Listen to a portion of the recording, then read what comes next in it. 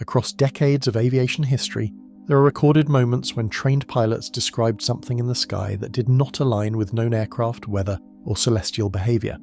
From military intercepts over restricted airspace to quiet commercial flights, crossing oceans at night, official logs and cockpit testimonies occasionally converge on the same unresolved detail. Something was seen, tracked, or briefly followed, yet never fully identified. As you move through these accounts, you will be drawn into cockpit reports, radar traces, civilian sightings, and military interceptions recorded across different countries and eras, where each incident carries its own documentation, yet resists a single conclusion. What emerges is not a collection of isolated stories, but a pattern of encounters that repeatedly challenge the boundary between what aviation systems can confirm and what trained observers insist they clearly saw. Alaska, 1986. The JAL flight that should not have had company. Night over Alaska often appears empty in a way few places on Earth still can.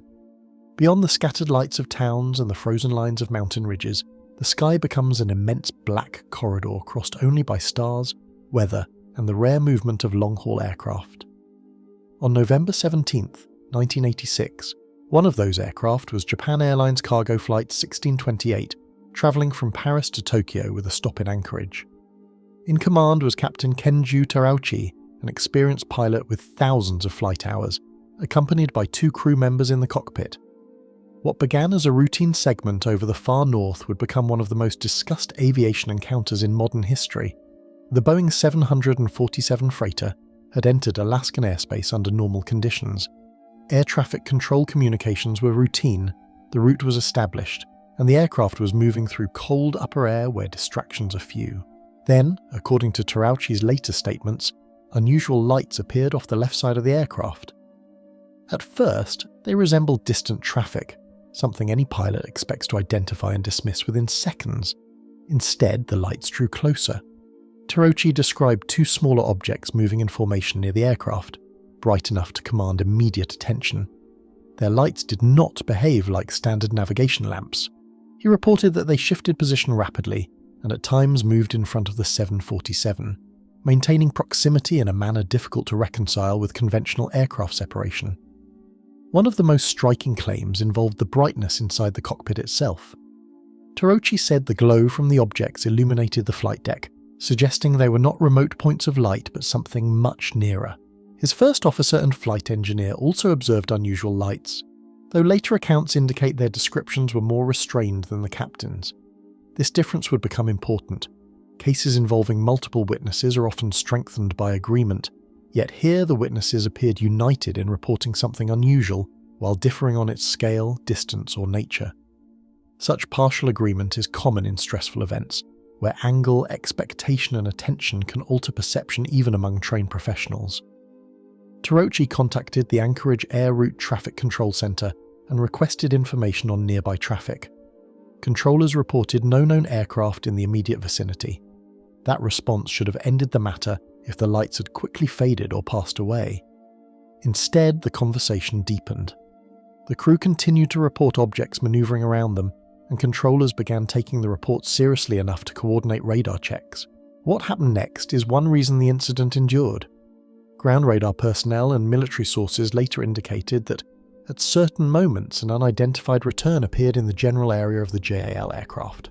Exactly what was detected, how stable the return was, and whether it represented a solid target remain points of dispute. Radar is not a single perfect witness. It can be affected by clutter, atmospheric conditions, anomalous propagation, signal processing limits, and interpretation. Yet when a pilot report is accompanied by any corroborating instrument data, even uncertain data, the case moves beyond a simple story told after landing.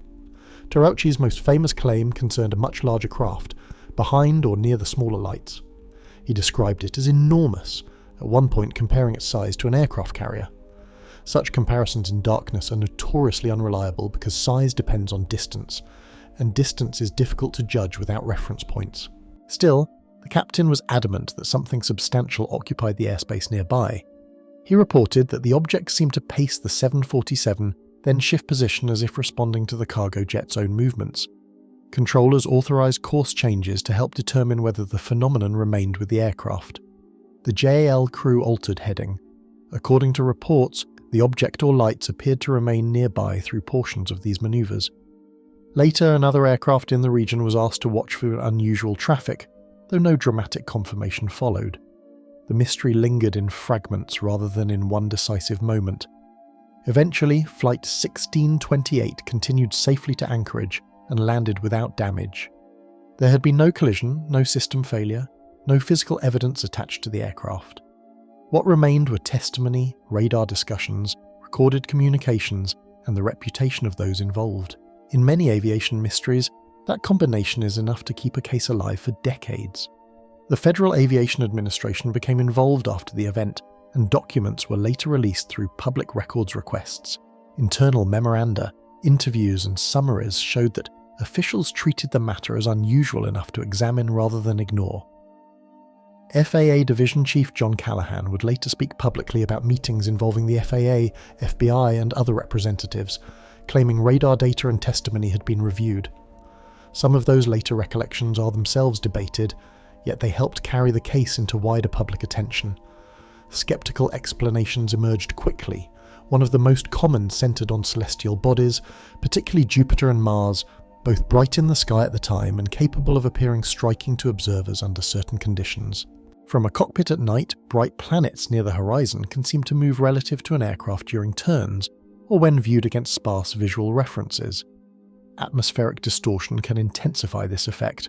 To critics, at least part of the encounter may have involved misidentified astronomical objects combined with stress and expectation. Others argued that planets cannot easily explain reports of lights pacing an aircraft at close range, illuminating the cockpit, or producing correlated radar interest. Supporters of the unexplained interpretation point to Tarauchi's confidence, his experience, and the persistence of the event over many minutes. Skeptics respond that experience does not eliminate human perceptual limits, especially in darkness over remote terrain, where the brain searches constantly for reference. Tarauchi himself became a controversial figure after the incident. Some reports state he later described other unusual sightings, which critics used to question his reliability. Yet this line of argument cuts both ways.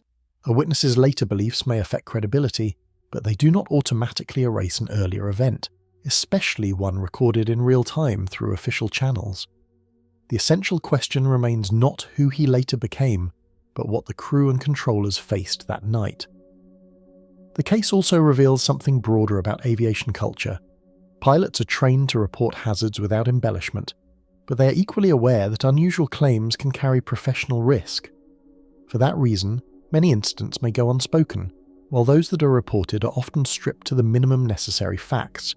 Flight 1628 was different because the captain insisted on describing what he believed he had seen, despite scrutiny that would follow. Nearly 4 decades later, the Alaskan sky over which the cargo jet flew remains vast and sparsely peopled. Records survive, audio survives, and competing explanations survive.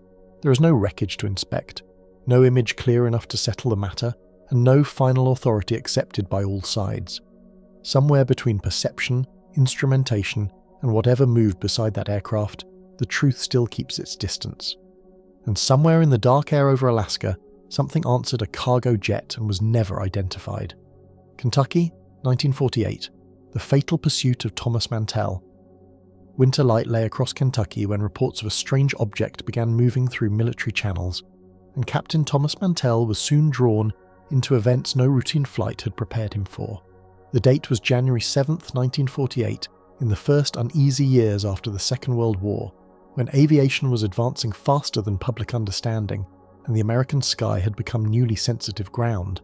Mantell, a respected pilot of the Kentucky Air National Guard and veteran of wartime airborne operations, was returning in formation with other pilots when an unexpected request reached the flight. Something unusual had been seen near Godman Army Airfield, and trained men on the ground could not explain it. At Godman Army Airfield, soldiers and officers stepped outside to study a bright shape lingering high above the afternoon landscape. Witness accounts differed in detail yet agreed on one point. An object was present where none should have been. Some described it as circular or cone-like, others as metallic or white. Still others as immense and motionless against the clear sky. In an era before satellites, before common high-altitude research devices were publicly known, anything fixed overhead for long periods could acquire an immediate sense of unease. The object did not behave like ordinary traffic, and it did not pass quickly enough to be dismissed. Not long afterward, Mantell and 3 other pilots in F-51 Mustangs were asked to turn from their route and investigate what no one below could identify. The order itself reflected the uncertainty of the moment. Military airspace was expected to be accounted for, especially near an army installation. If an unknown aircraft had entered the area, it required identification. If it was not an aircraft, then something else needed explaining. Mantell acknowledged the request and began redirecting his formation toward the reported position, climbing as they approached. Climbing through clear air, Mantell radioed that he could see an object ahead and above him, still beyond certain recognition. His transmissions, preserved in summary through later reports, suggested that whatever he observed appeared large and bright. One widely repeated version records him saying the object looked metallic and tremendous in size. Exact wording has been debated through decades of retelling, but the essential fact remains that Mantell believed he was pursuing something real enough to continue the climb. This was no casual glance from a passenger window.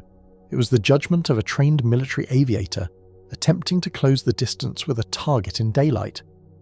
One by one, the other fighters abandoned the ascent as fuel limits and missing oxygen equipment turned altitude into danger.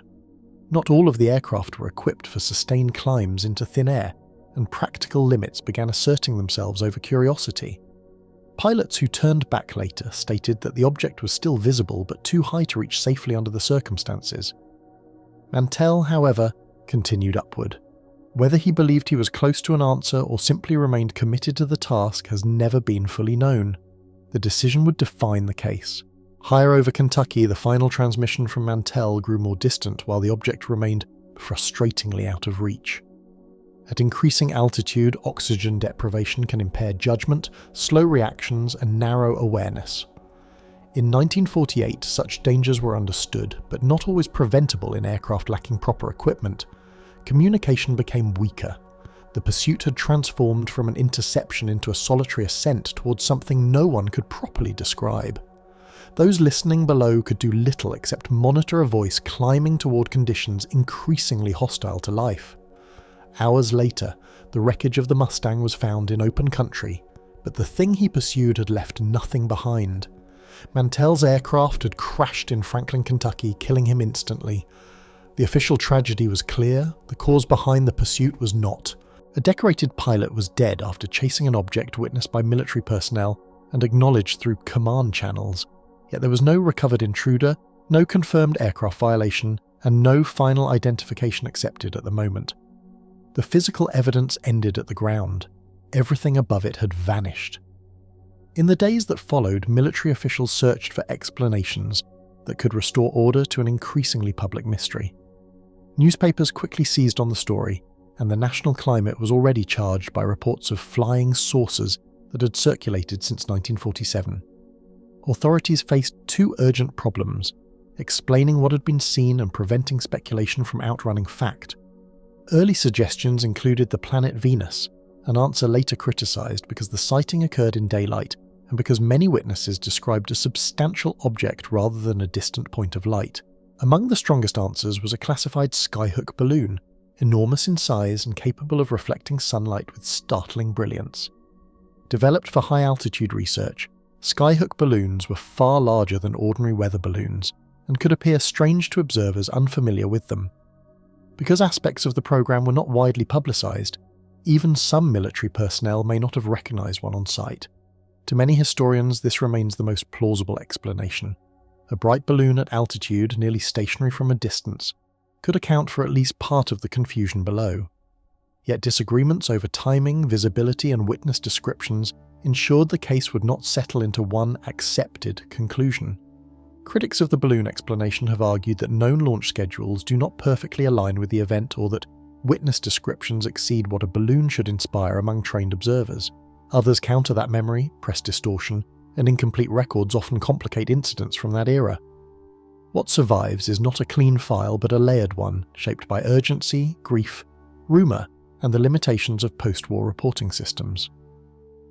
From that fatal pursuit emerged one of the earliest pressures for the Air Force to formally study unidentified aerial reports.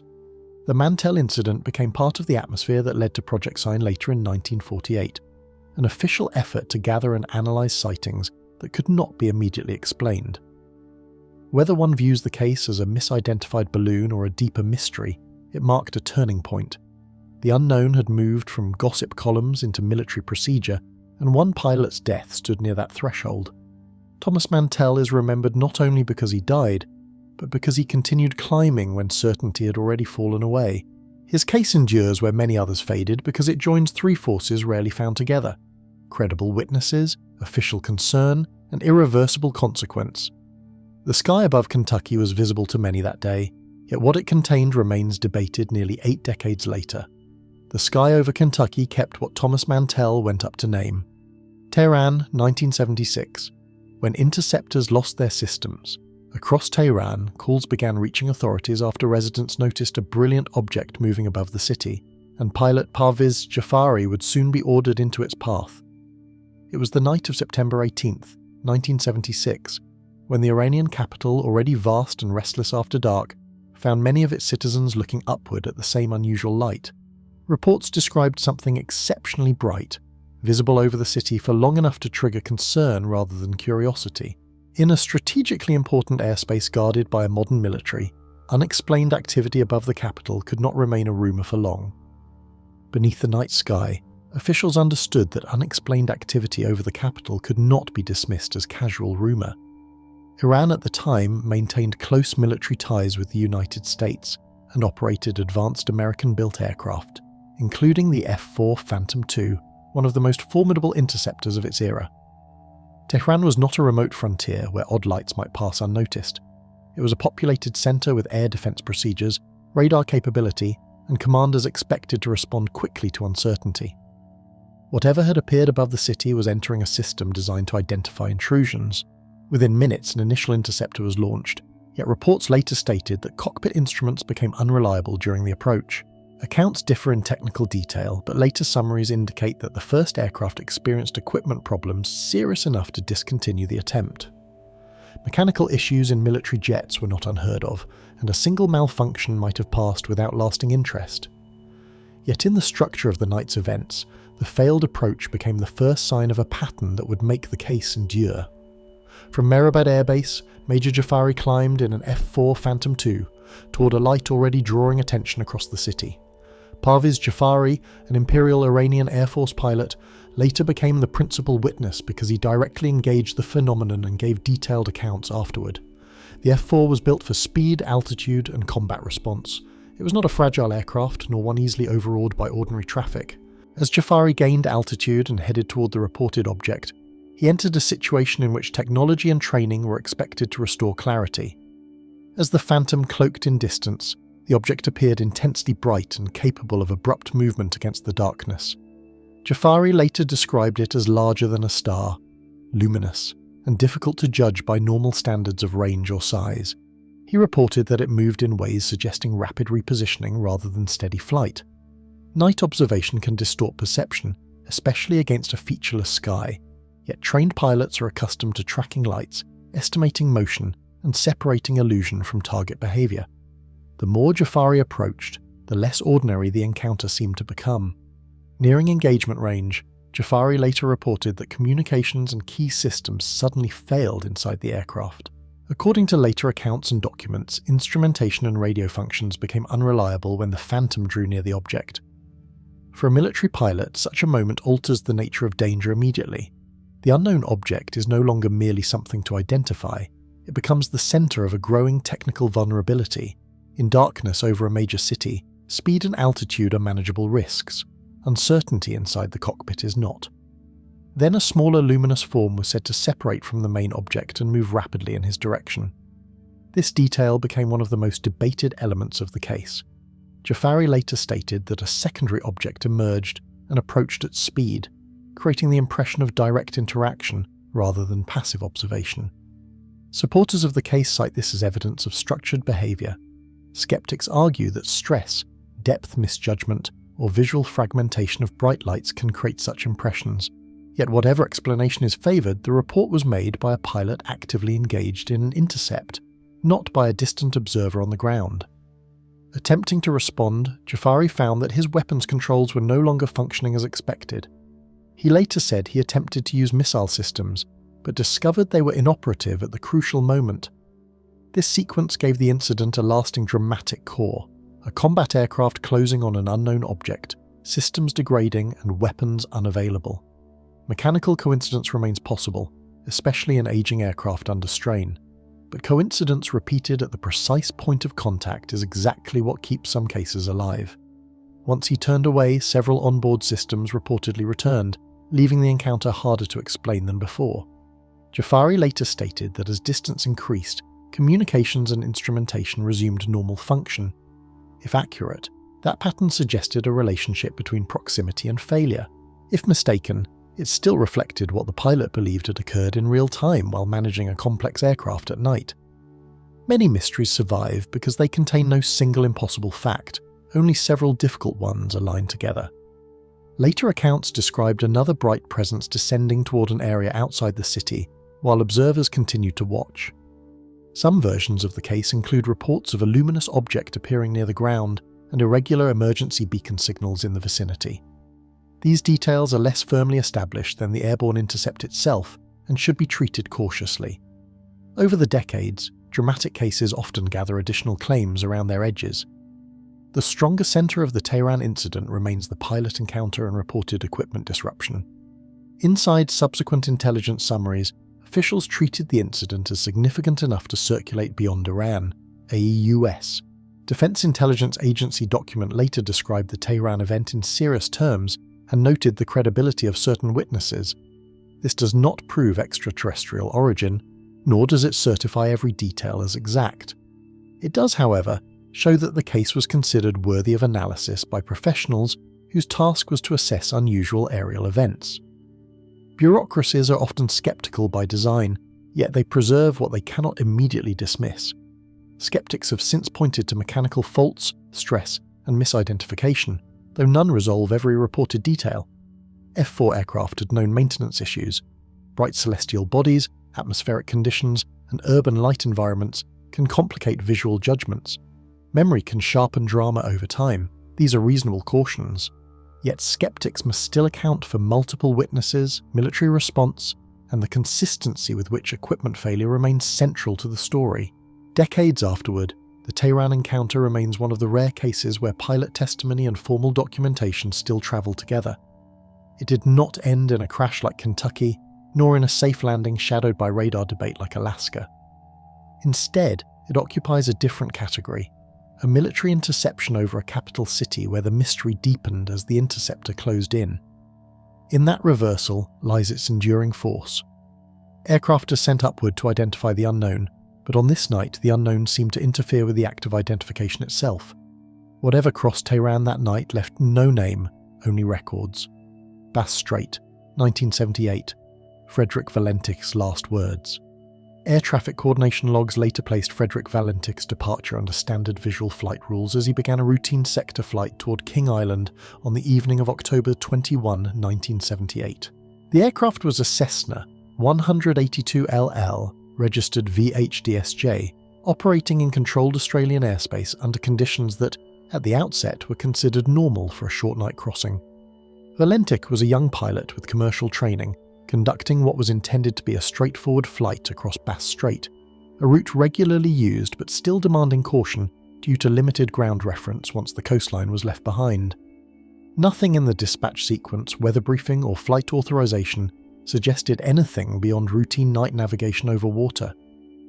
Radio tracking between the aircraft and Melbourne Air Traffic Control proceeded normally in the initial phase of the flight, as positional updates were exchanged at expected intervals. Standard procedure required pilots to report location and altitude during key stages of transit, and early communications reflected nothing unusual.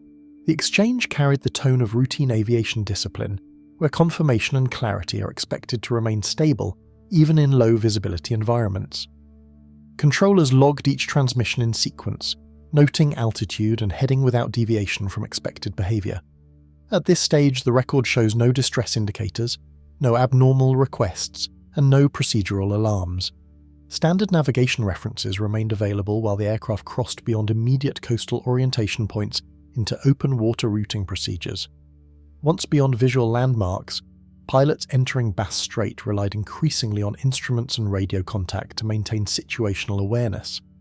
The region between mainland Australia and Tasmania is not vast by ocean standards, but it is sufficient to remove the reassurance of fixed terrain, leaving only darkness below and scattered reflections of distant light along the horizon. In such conditions, perception becomes tightly bound to instrumentation and communication discipline, and even small uncertainties can take on disproportionate weight.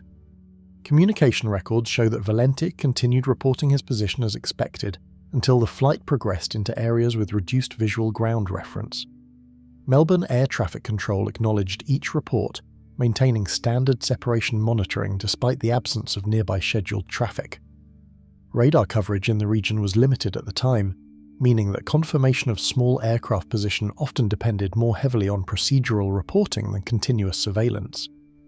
This structural limitation would later become a point of interest in investigations, not because it implied failure but because it defined the boundaries of what could be independently verified. During a subsequent transmission, Valentich introduced an unexpected observation regarding an unidentified object in proximity to his aircraft. The wording, as preserved in transcripts, indicated that he was attempting to describe something he could not match to known traffic or navigational reference. He initially referred to it in uncertain terms, asking whether any known aircraft might be operating in his vicinity. The introduction of an unidentified aerial presence immediately shifted the character of the exchange from procedural reporting to anomaly assessment, requiring controllers to move from routine tracking to clarification under uncertainty. Clarification requests from ground control followed immediately as controllers attempted to determine whether the report referred to traffic, reflection, or misidentification. Melbourne Air Traffic Control sought confirmation through standard questioning, asking for details that could help categorize the observation within known parameters. The difficulty lay in the lack of corroborating radar confirmation and the absence of scheduled traffic in the immediate area. Without external verification, the exchange remained dependent on a single airborne observer, whose descriptions were being formed in real time under night conditions over water. The controllers continued requesting basic identifiers: direction, altitude, and relative motion, seeking any anchor point that could align the report with known aviation activity. As the exchange continued, Valentich's transmissions began to show irregular pauses and repeated uncertainty regarding the object's movement. The communication pattern shifted from structured reporting to fragmented description, with repeated attempts to define the position, speed, and behavior of the unknown presence. At times, he described it as moving around his aircraft, then as hovering or pacing. In aviation communication, hesitation can indicate either environmental difficulty or cognitive overload under stress. But the transcript preserves only the spoken uncertainty, not the internal cause. The controller's responses remained steady and procedural, attempting to ground the exchange back into verifiable terms. At one point in the recorded sequence, the pilot indicated difficulty maintaining visual confirmation while still tracking something near his position. This portion of the transmission is often cited because it suggests sustained attention toward an external stimulus that could not be clearly identified. He also reported that the object appeared to have an elongated or illuminated structure, though the description varied between transmissions. Controllers, meanwhile, continued attempting to re-establish clarity, asking for definitive identification or confirmation of other traffic in the area, but received only partial and evolving descriptions in response. Audio documentation from the final communication includes anomalous sound patterns immediately before transmission ceased entirely. The recording preserved by air traffic control contains metallic or rhythmic interference reported during later acoustic analysis, followed by the abrupt end of contact. No distress signal followed, and no further communication was received despite immediate attempts to re-establish contact. In aviation protocol, the absence of a final structured transmission leaves only the endpoint of silence without procedural closure, a condition that is rare in controlled airspace but not impossible in remote flight regions. Search coordination protocols were activated shortly after loss of contact, initiating aerial and maritime response across Bass Strait routes. Aircraft and vessels were deployed to search the projected flight path between mainland Australia and King Island, covering both expected drift paths and deviation corridors based on fuel endurance estimates. Conditions over the water and the passage of time complicated visual recovery efforts, and search teams faced the inherent difficulty of locating a small aircraft in open ocean territory, where debris if present, could disperse rapidly or sink without a trace. Despite coordinated operations extending over several days, no immediate physical evidence of the aircraft was discovered during the initial search window. Investigation summaries later confirmed that no confirmed wreckage or definitive physical trace was recovered, despite extensive search coverage. The Australian Department of Transport conducted an official inquiry into the disappearance, reviewing communication records, flight path estimates, aircraft performance data, and search results. The conclusion acknowledged the loss of the aircraft and pilot without establishing a definitive cause. The absence of physical evidence remained a central limitation in the final assessment, leaving the case defined primarily by recorded communication rather than material reconstruction. Subsequent analytical reviews considered navigational error, spatial disorientation, and environmental conditions as possible contributing factors without reaching consensus. Theories included misidentification of celestial or atmospheric reflections, the psychological effects of night flight over featureless water, and the possibility of controlled flight into water under disorientation. None of these interpretations fully resolved the sequence of reported communications, particularly the persistence of the described object and the abrupt termination of transmission. Each explanation addressed part of the scenario but left residual elements unaccounted for in the preserved audio and transcript record. Over time, the case remained defined primarily by its preserved communication record rather than any physical reconstruction of the flight. Unlike many aviation incidents where wreckage provides closure, this case persists almost entirely through radio transcripts and procedural documentation archived by air traffic authorities. The voice of the pilot remains the primary surviving element, carrying the final minutes of the flight into historical record without physical resolution.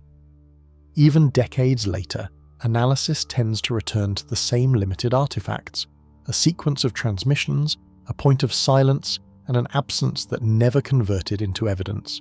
And the final call from VHDSJ never aligned with anything that could answer it back. Alabama, 1948, the object seen by Childs and Whitted at cruising altitude over Alabama on the night of July 24, 1948. A DC-3 passenger flight carrying Clarence S. Childs and John B. Whitted maintained steady course conditions under routine commercial operation. The aircraft was operating in clear night air, with standard instrumentation functioning normally and no reported deviations in flight performance. Childs, an experienced airline pilot, and Whitted, serving as co-pilot, were conducting a scheduled passenger service segment when the encounter occurred.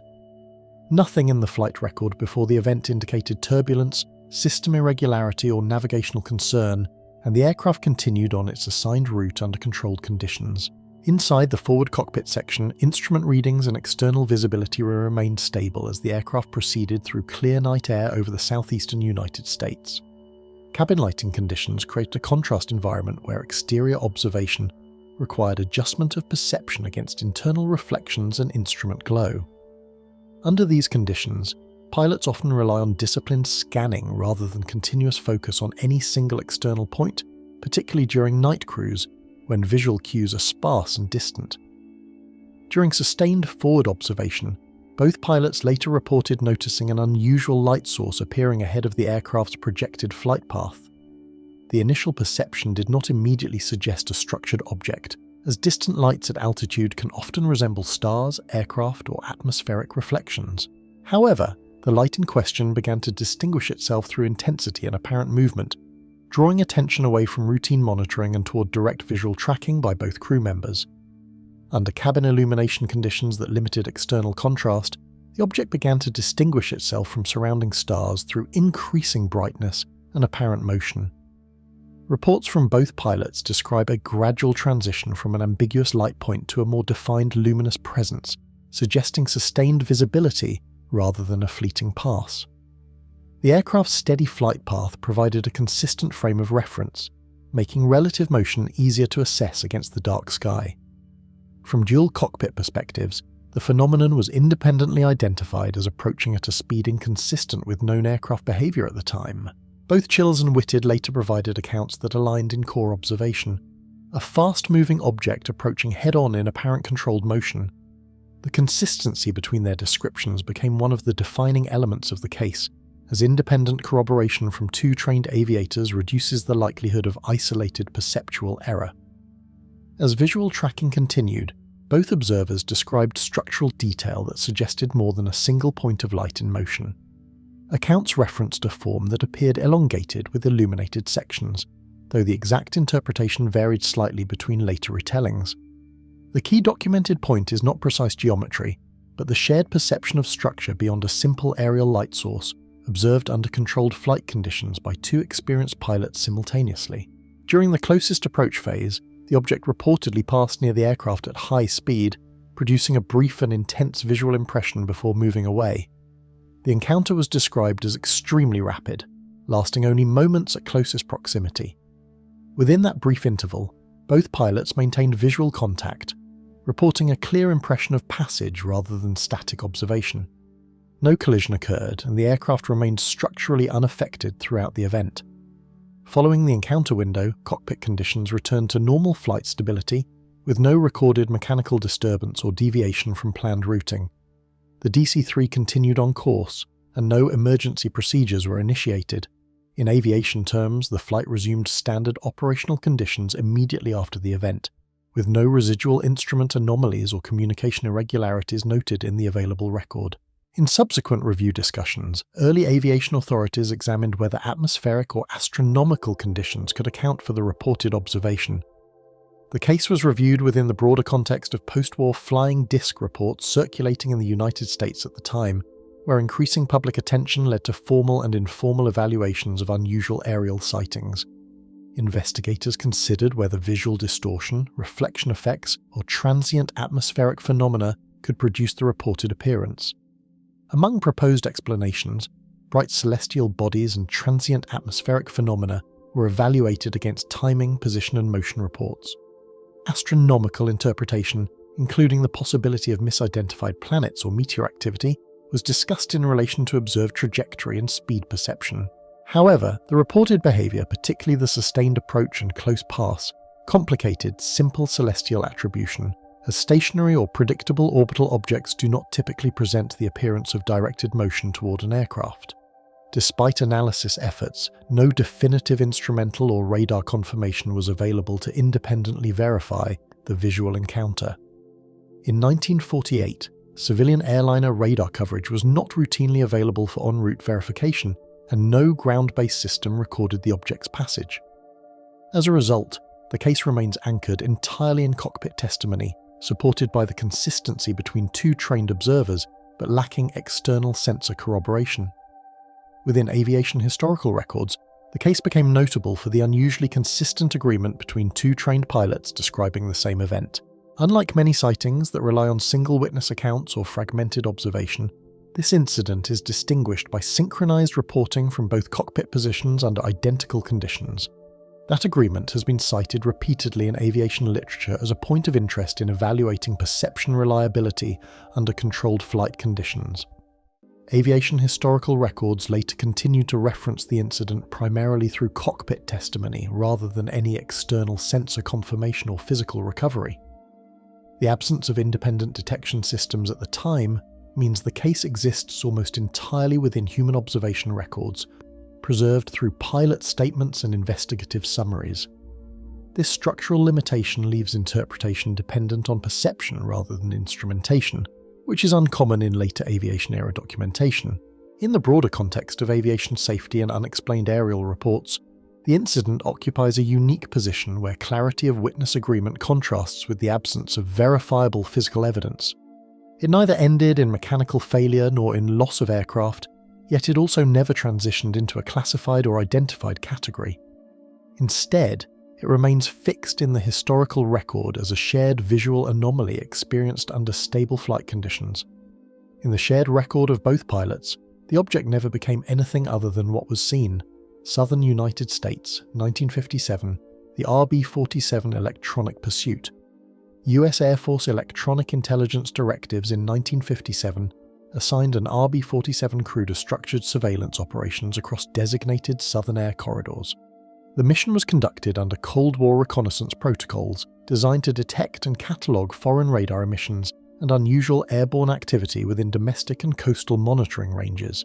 The aircraft itself functioned as both platform and instrument carrier, with crew responsibilities divided between navigation, observation, and electronic intelligence interpretation, each operating in parallel rather than in isolation. Flight documentation later described the sortie as routine and objective, despite the unusual density of sensor activity recorded during its execution. Onboard electronic intelligence equipment maintained continuous frequency scanning across monitored airspace during the reconnaissance phase of the mission. The RB-47's ELINT suite was designed to detect radar transmissions, signal anomalies, and electronic emissions that could indicate unidentified aerial systems. Unlike visual observation, these readings existed as structured data outputs, requiring interpretation against known signal libraries maintained for military identification purposes. At this stage of the flight, the system was functioning within expected parameters, registering only background emissions typical of civilian and military airspace activity across the region. Separate ground radar installations later recorded intermittent unidentified returns occurring in temporal proximity to the aircraft's monitored flight progression. These detections did not form a continuous track across all stations, but instead appeared as fragmented returns that occasionally aligned with the RB-47's projected path. Radar operators noted that the returns did not behave like standard aircraft echoes, often appearing briefly before fading or shifting in position without maintaining consistent velocity profiles. The lack of continuity prevented immediate classification, even though multiple stations independently registered the presence of something anomalous within overlapping time windows. Crew members conducting external surveillance identified a distant luminous source that did not correspond with scheduled aviation activity records. The visual observation emerged during routine scanning of forward airspace, where one crew member first noted a light source that appeared distinct from star fields due to its movement and intensity variation. As attention shifted toward the object, additional crew members confirmed visual contact, establishing a shared observation from within the cockpit environment. The object did not resemble standard navigation lights or known atmospheric phenomena in its motion pattern, according to later testimony. Simultaneous activation of onboard detection systems registered anomalous electronic activity during the same interval as the initial visual confirmation. The ELINT equipment recorded signal behavior that did not match known calibration profiles or expected radar emissions from civilian or military aircraft. Analysts later noted that the signal pattern lacked stable frequency anchoring, appearing instead as intermittent bursts that coincided with shifts in visual tracking. This convergence of visual and electronic detection created a rare condition in which independent observation channels were registering activity at the same moment without a shared classification framework.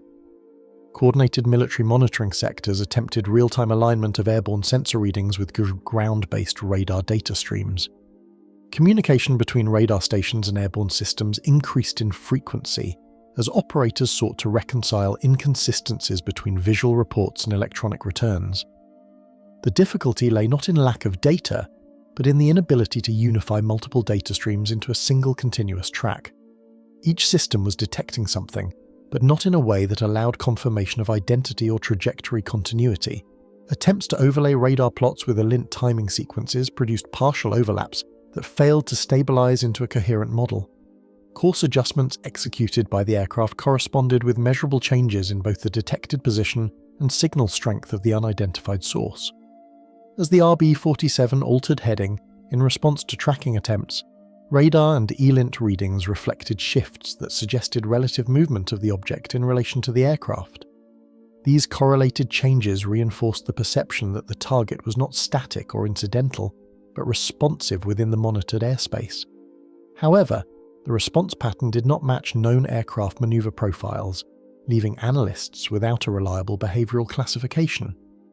Radar stations positioned at different geographic points produced inconsistent readings regarding continuity and spatial tracking of the object. Some stations reported brief contact, while others failed to register the same signal at identical time intervals. In certain instances, returns appeared simultaneously at separate locations, creating geometric contradictions in plotted position data. This fragmentation prevented the construction of a unified radar track and introduced discrepancies that could not be resolved through standard cross-referencing procedures used in military air surveillance at the time.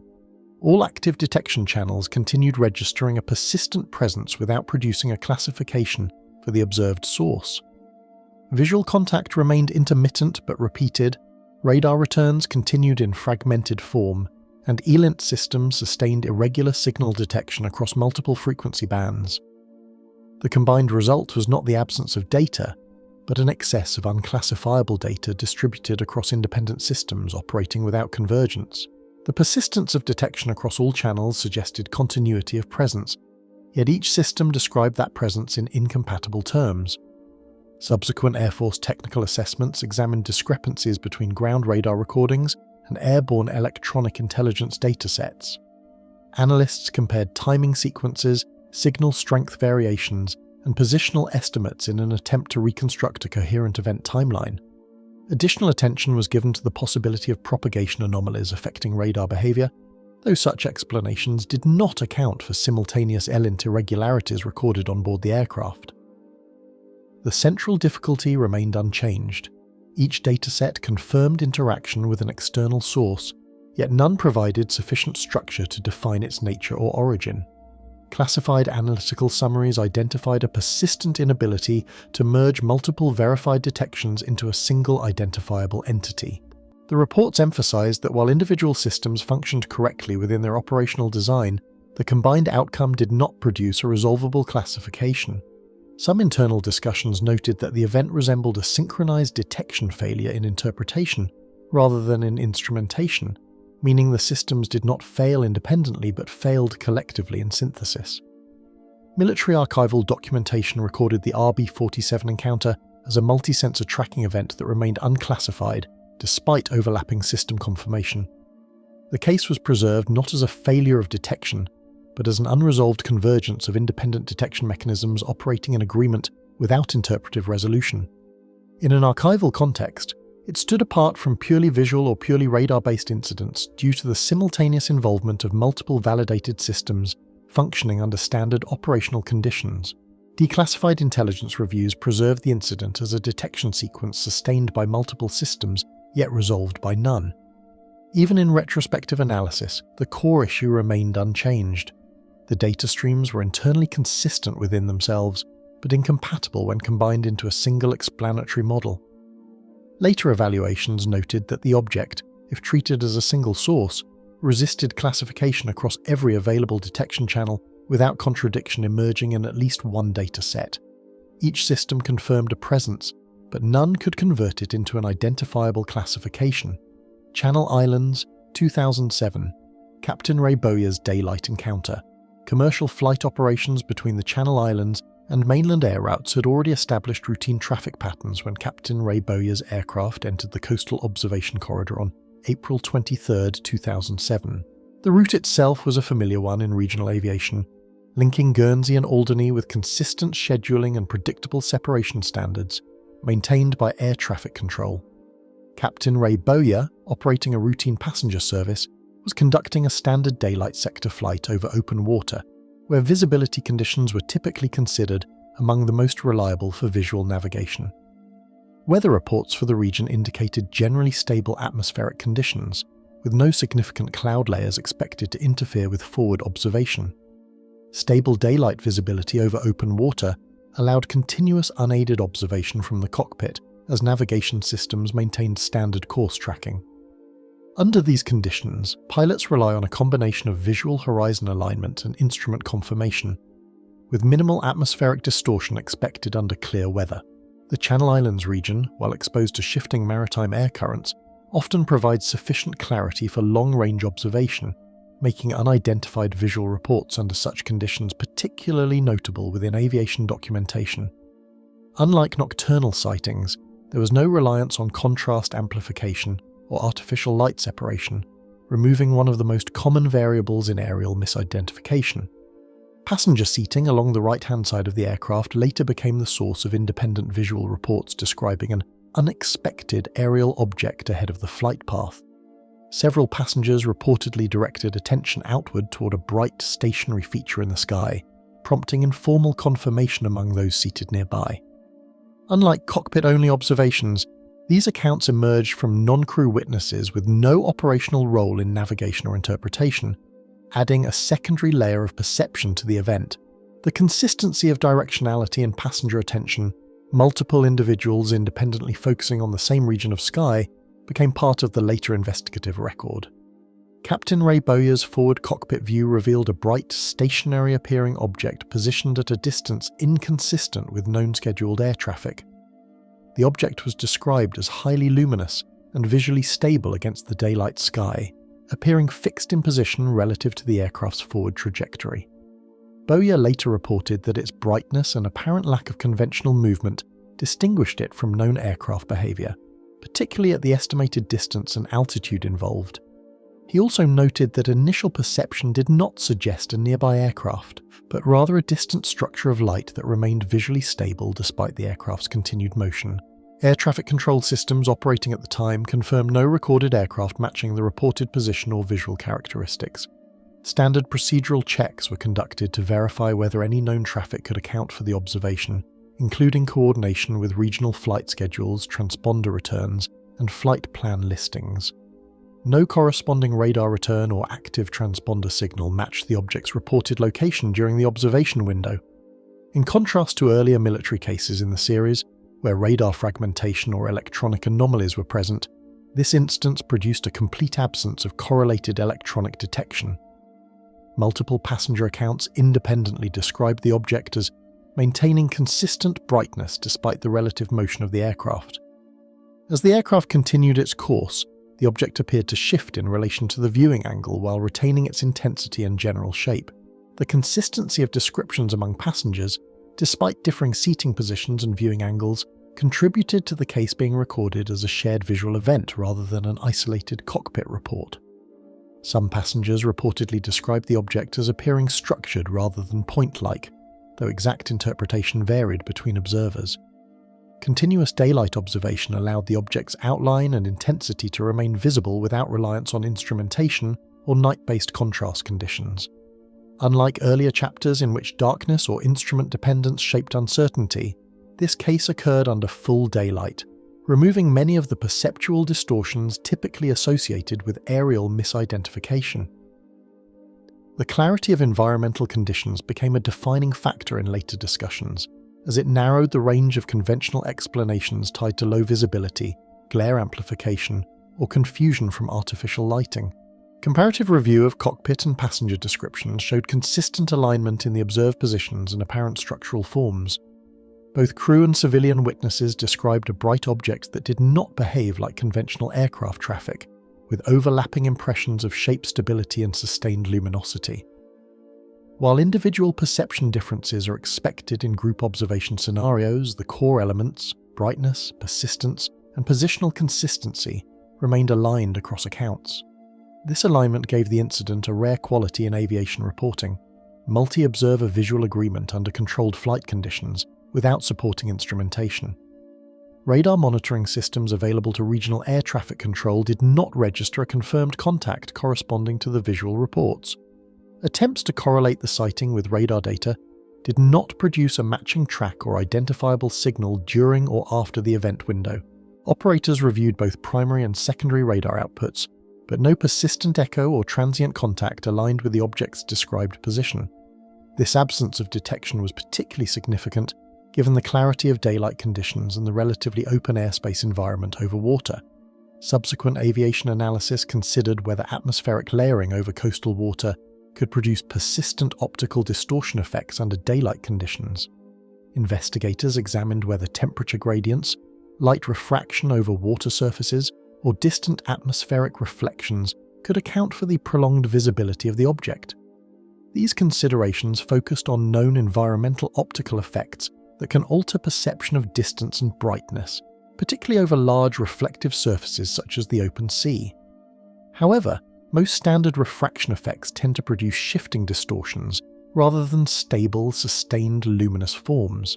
Environmental evaluations included assessment of light reflection over water surfaces and distant atmospheric refraction under stable weather conditions.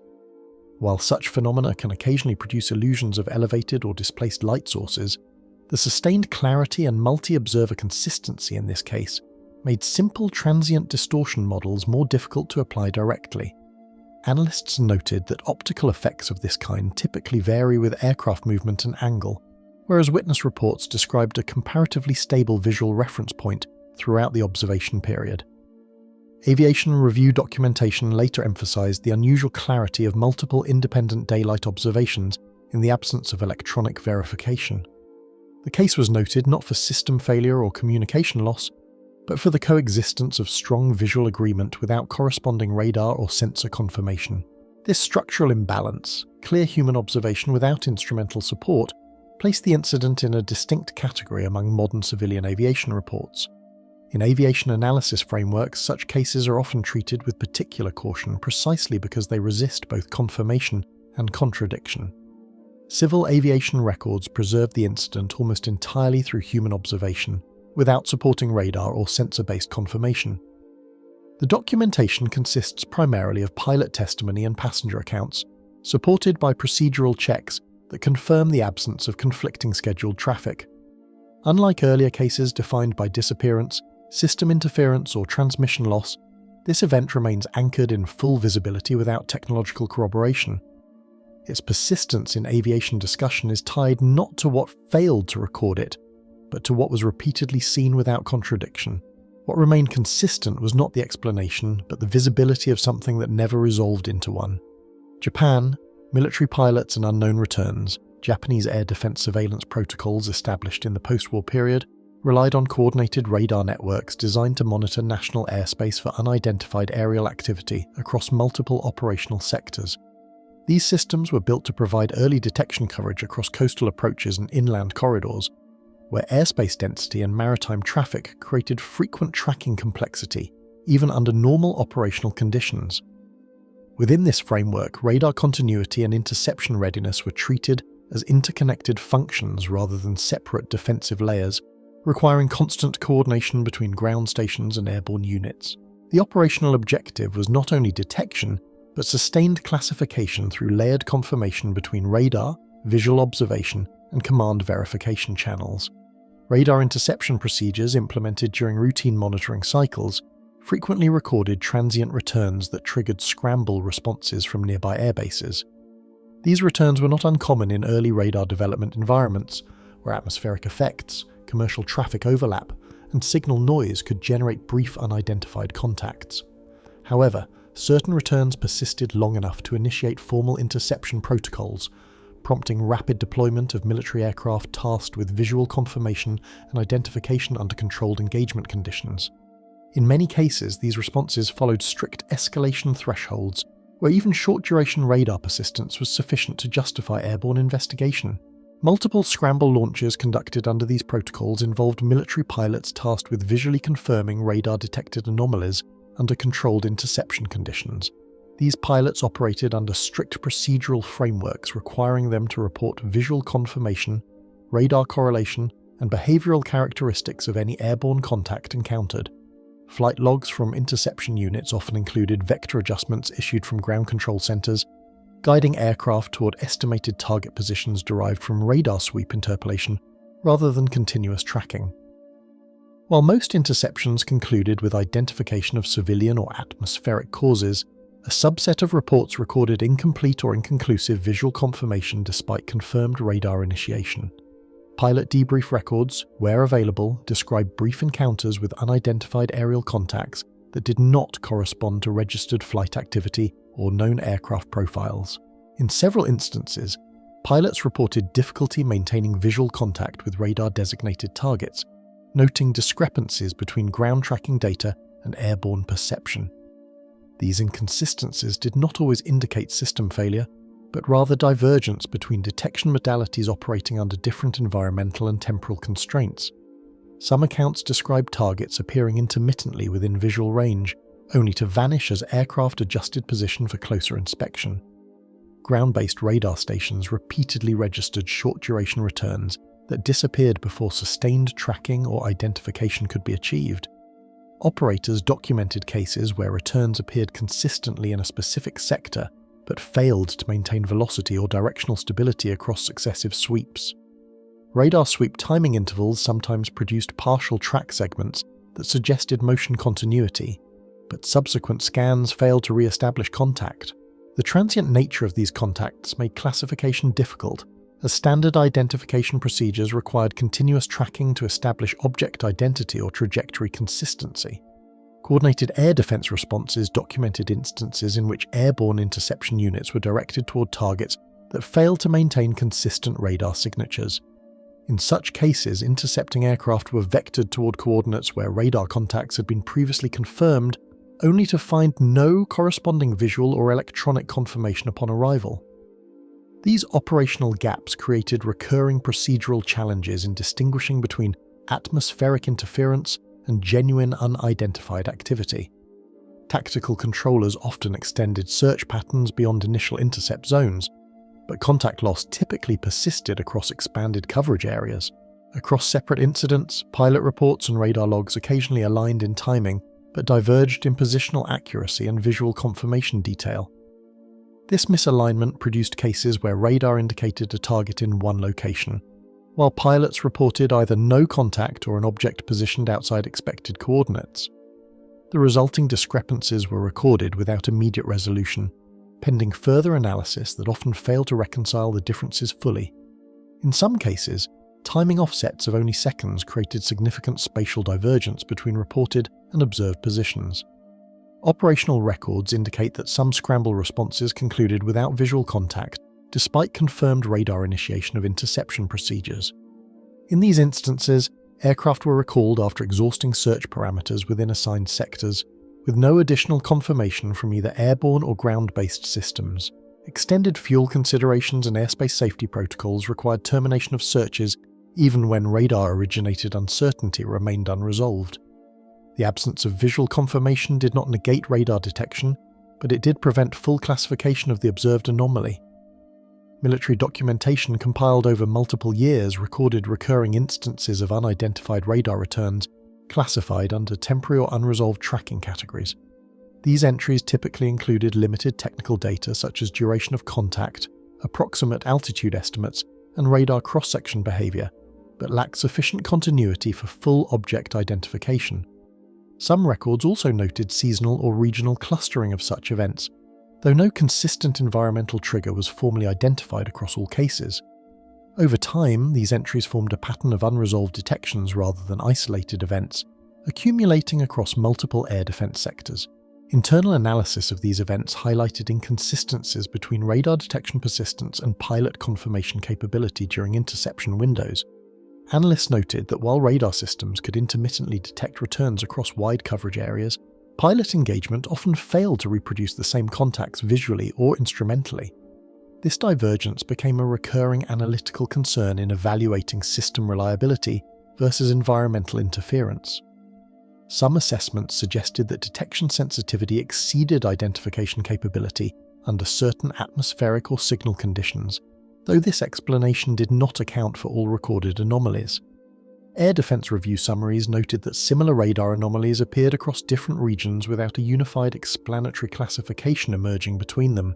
Despite variations in geography and operational conditions, the structural characteristics of the detections remained broadly consistent, involving brief returns, interception attempts, and subsequent loss of contact before identification could be achieved.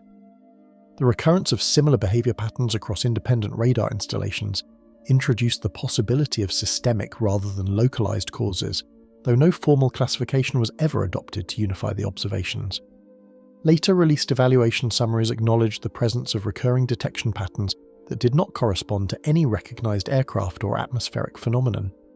These summaries emphasized that while individual incidents were explainable within local environmental or operational contexts, the repetition of similar unresolved returns across multiple sectors suggested a broader unresolved tracking behavior within the detection system itself. Analysts noted that the most persistent issue was not detection failure, but classification failure under repeated successful detection conditions. Archival records preserved the phenomenon as a recurring operational anomaly sustained by detection systems that never converged on a single identifiable source.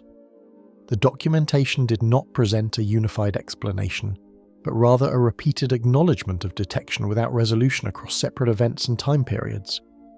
In the broader archive, these cases remained grouped not by identity of object, but by consistency of unresolved classification. The pattern itself became the only stable element across otherwise fragmented reports. Each recorded return pointed to something real, yet none of them ever resolved into anything identifiable. New Zealand routes, Bruce Cathie and repeated reports. Routine Pacific air routes linking New Zealand with surrounding sectors placed commercial pilots for long hours above open water, where Bruce Cathie worked within an environment built on disciplined observation. Regional aviation in the post-war decades depended on crews capable of reading weather shifts, horizon changes, traffic lights, and instrument behaviour across vast distances where visual references were often limited. Bruce Cathie, employed as a commercial pilot, operated within that world of precision, where errors in judgment could carry consequences far greater than simple misunderstanding. The routine nature of these sectors also meant that experienced pilots became intimately familiar with what normal skies look like night after night. Years before his name became publicly associated with unusual theories, recurring aerial reports were already circulating quietly among crews flying regional and transoceanic sectors. Pilots who shared routes across the Pacific sometimes exchanged stories of lights, distant objects, or movements that did not fit expected traffic behaviour. Such conversations were often informal, mentioned in crew rooms or after landing rather than entered into formal reports. In aviation culture, many strange observations remained private unless they created an immediate operational concern. Silence did not always mean nothing had happened, only that nothing useful could be proven. Night crossings over sparsely lit ocean corridors occasionally brought descriptions of strange lights whose movement did not resemble conventional aircraft traffic. Over open sea, the absence of city glow and ground clutter can make distant objects unusually visible, allowing pilots to observe lights for extended periods. Experienced crews were familiar with stars near the horizon, ship lights, weather flashes, and the approach patterns of aircraft, yet some reports described movements too abrupt or sustained to fit those categories comfortably. Others involved lights that appeared to pace an aircraft before changing angle or fading without a clear cause. Reports from fellow aviators gained added weight when Cathie began recording unusual observations from his own cockpit experience. Unlike hearsay passed between crews, a personal sighting confronted him directly through the same disciplined habits he used every working day. He later described unusual luminous objects seen during flights, incidents that seemed inconsistent with ordinary air traffic or known celestial references. For a pilot trained to identify what occupied the sky, repeated uncertainty could become difficult to ignore. Each new report from another crew now carried the weight of recognition rather than rumour. Long stretches of uninterrupted horizon gave pilots rare visibility across distances where stars, weather, ships, and aircraft normally became familiar references. In such conditions, observers often develop strong instincts for scale, movement, and relative speed because the sky offers few distractions. A light that behaved unexpectedly could stand out immediately against an otherwise predictable visual field. This was one reason pilots were often taken seriously when describing anomalies. Their profession depended on noticing subtle differences in the environment. Over water, where no roads or buildings distort perspective, unusual motion can become especially striking. Professional flight training made misidentification a constant concern, yet some observations resisted easy comparison with known navigation lights or atmospheric effects. Pilots are taught to question first impressions, verify through instruments, and compare what is seen against established possibilities. Cathie's interest appears to have grown not because one extraordinary event overturned caution, but because ordinary explanations did not consistently satisfy what he and others reported. That distinction separated curiosity from conviction. The stronger the habit of skepticism, the more meaningful unresolved repetition can become. Gradually, the unexplained shifted from isolated curiosity into a pattern that Cathie felt compelled to study beyond ordinary flight duties. What began as observations during work evolved into a broader search for recurring relationships between sightings, locations, timing, and movement. Rather than dismissing the incidents as random, he looked for structure behind them. Many mysteries fade once routine returns, but these reports followed him beyond the cockpit. The unanswered question became part of his life on the ground as much as in the air. Personal notebooks and route recollections became tools through which he searched for timing, location, and recurring behaviour in the reports. Cathie later wrote about attempts to identify mathematical or geographic patterns connected to unexplained aerial activity. Whether or not those conclusions were accepted, the transition itself was notable. A commercial pilot moved from witness to investigator, trying to impose order on experiences that had offered none. The sky had become a puzzle demanding a method. he was no longer only describing lights, but trying to understand why they seemed to recur where they did. Later publications transformed the pilot into a controversial public figure, whose conclusions extended far beyond the original sightings themselves. Books and public claims drew attention from readers interested in unexplained phenomena, while critics challenged both his interpretations and methodology. As often happens, the debate over theories began to overshadow the quieter question that came first. Why had a trained pilot felt compelled to search so deeply in the first place? Public controversy often obscures the private chain of experiences that created it. Critical reactions often focused on his later theories, while the earlier reality of repeated pilot observations received far less attention. Skeptics examined speculative claims, but the professional context of the sightings was sometimes reduced or ignored. Cathie had spent years in an occupation where identifying objects accurately was part of daily responsibility. Even if later conclusions were disputed, the experiences that motivated them remained part of the historical record surrounding his life. The divide between witness credibility and theory credibility became central to how his story was remembered. Regional aviation culture of the period contained many quiet stories that were shared informally but seldom entered official records. Pilots often balanced professionalism with caution, aware that unusual reports could invite ridicule or unnecessary scrutiny. This created an environment where some observations circulated privately while leaving little documentary trace. Cathie's willingness to speak openly, therefore, made him unusual among peers who may have chosen silence. In that silence may have existed more reports than official archives ever captured. What distinguished Cathie's case was not one dramatic encounter, but the cumulative effect of seeing too many incidents to dismiss easily. Single sightings can be forgotten, rationalized, or absorbed into memory as isolated uncertainty. Repetition has a different force. When unexplained events recur across years and routes, they can begin to challenge the assumptions that normally keep a pilot's world orderly. Frequency can become more persuasive than intensity. By the time public debate surrounded his name, the original mystery had already moved from the sky into the course of his life. The enduring question was no longer only what had been seen above Pacific routes, but how repeated encounters altered the judgment and direction of the man who saw them. In that sense, the phenomenon left its clearest trace not in radar archives or photographs, but in personal transformation. Whatever crossed those routes may remain uncertain, but its effect on the witness did not. No single sighting explained the phenomenon, yet all of them together changed the pilot who kept returning to those skies. Belgium, 1989, 1990, fighters sent into the night.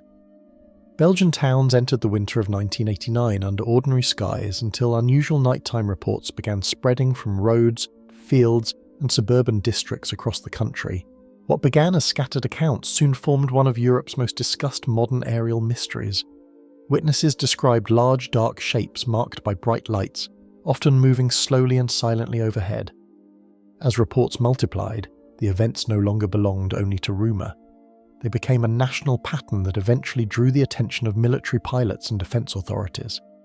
Nighttime calls to police stations described large, dark forms carrying bright lights and moving with an unexpected silence above populated areas. In several instances, local officers were among those who reported seeing unusual lights or structured objects themselves, giving the wave an unusual degree of official civilian documentation. Many descriptions centered on triangular configurations of lights, hovering behavior, or measured movement inconsistent with the noise and speed people associated with conventional aircraft. Because sightings emerged from separate communities, public interest deepened quickly. Public concern increased as separate witnesses in different locations described similar triangular shapes and slow, controlled movement. Newspapers and broadcast media carried accounts that encouraged more people to come forward, while skeptics warned that publicity itself can influence perception. Even so, the consistency of certain details, 3 bright lights, dark mass, near silent travel and sudden directional changes, made the Belgian wave difficult to dismiss as a single local misunderstanding.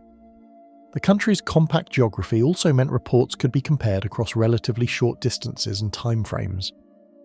Air Force Command eventually faced growing pressure to evaluate whether repeated sightings required formal interception measures by trained military pilots. Belgium's military authorities monitored developments carefully, aware that any unidentified activity in controlled airspace required attention regardless of its ultimate explanation.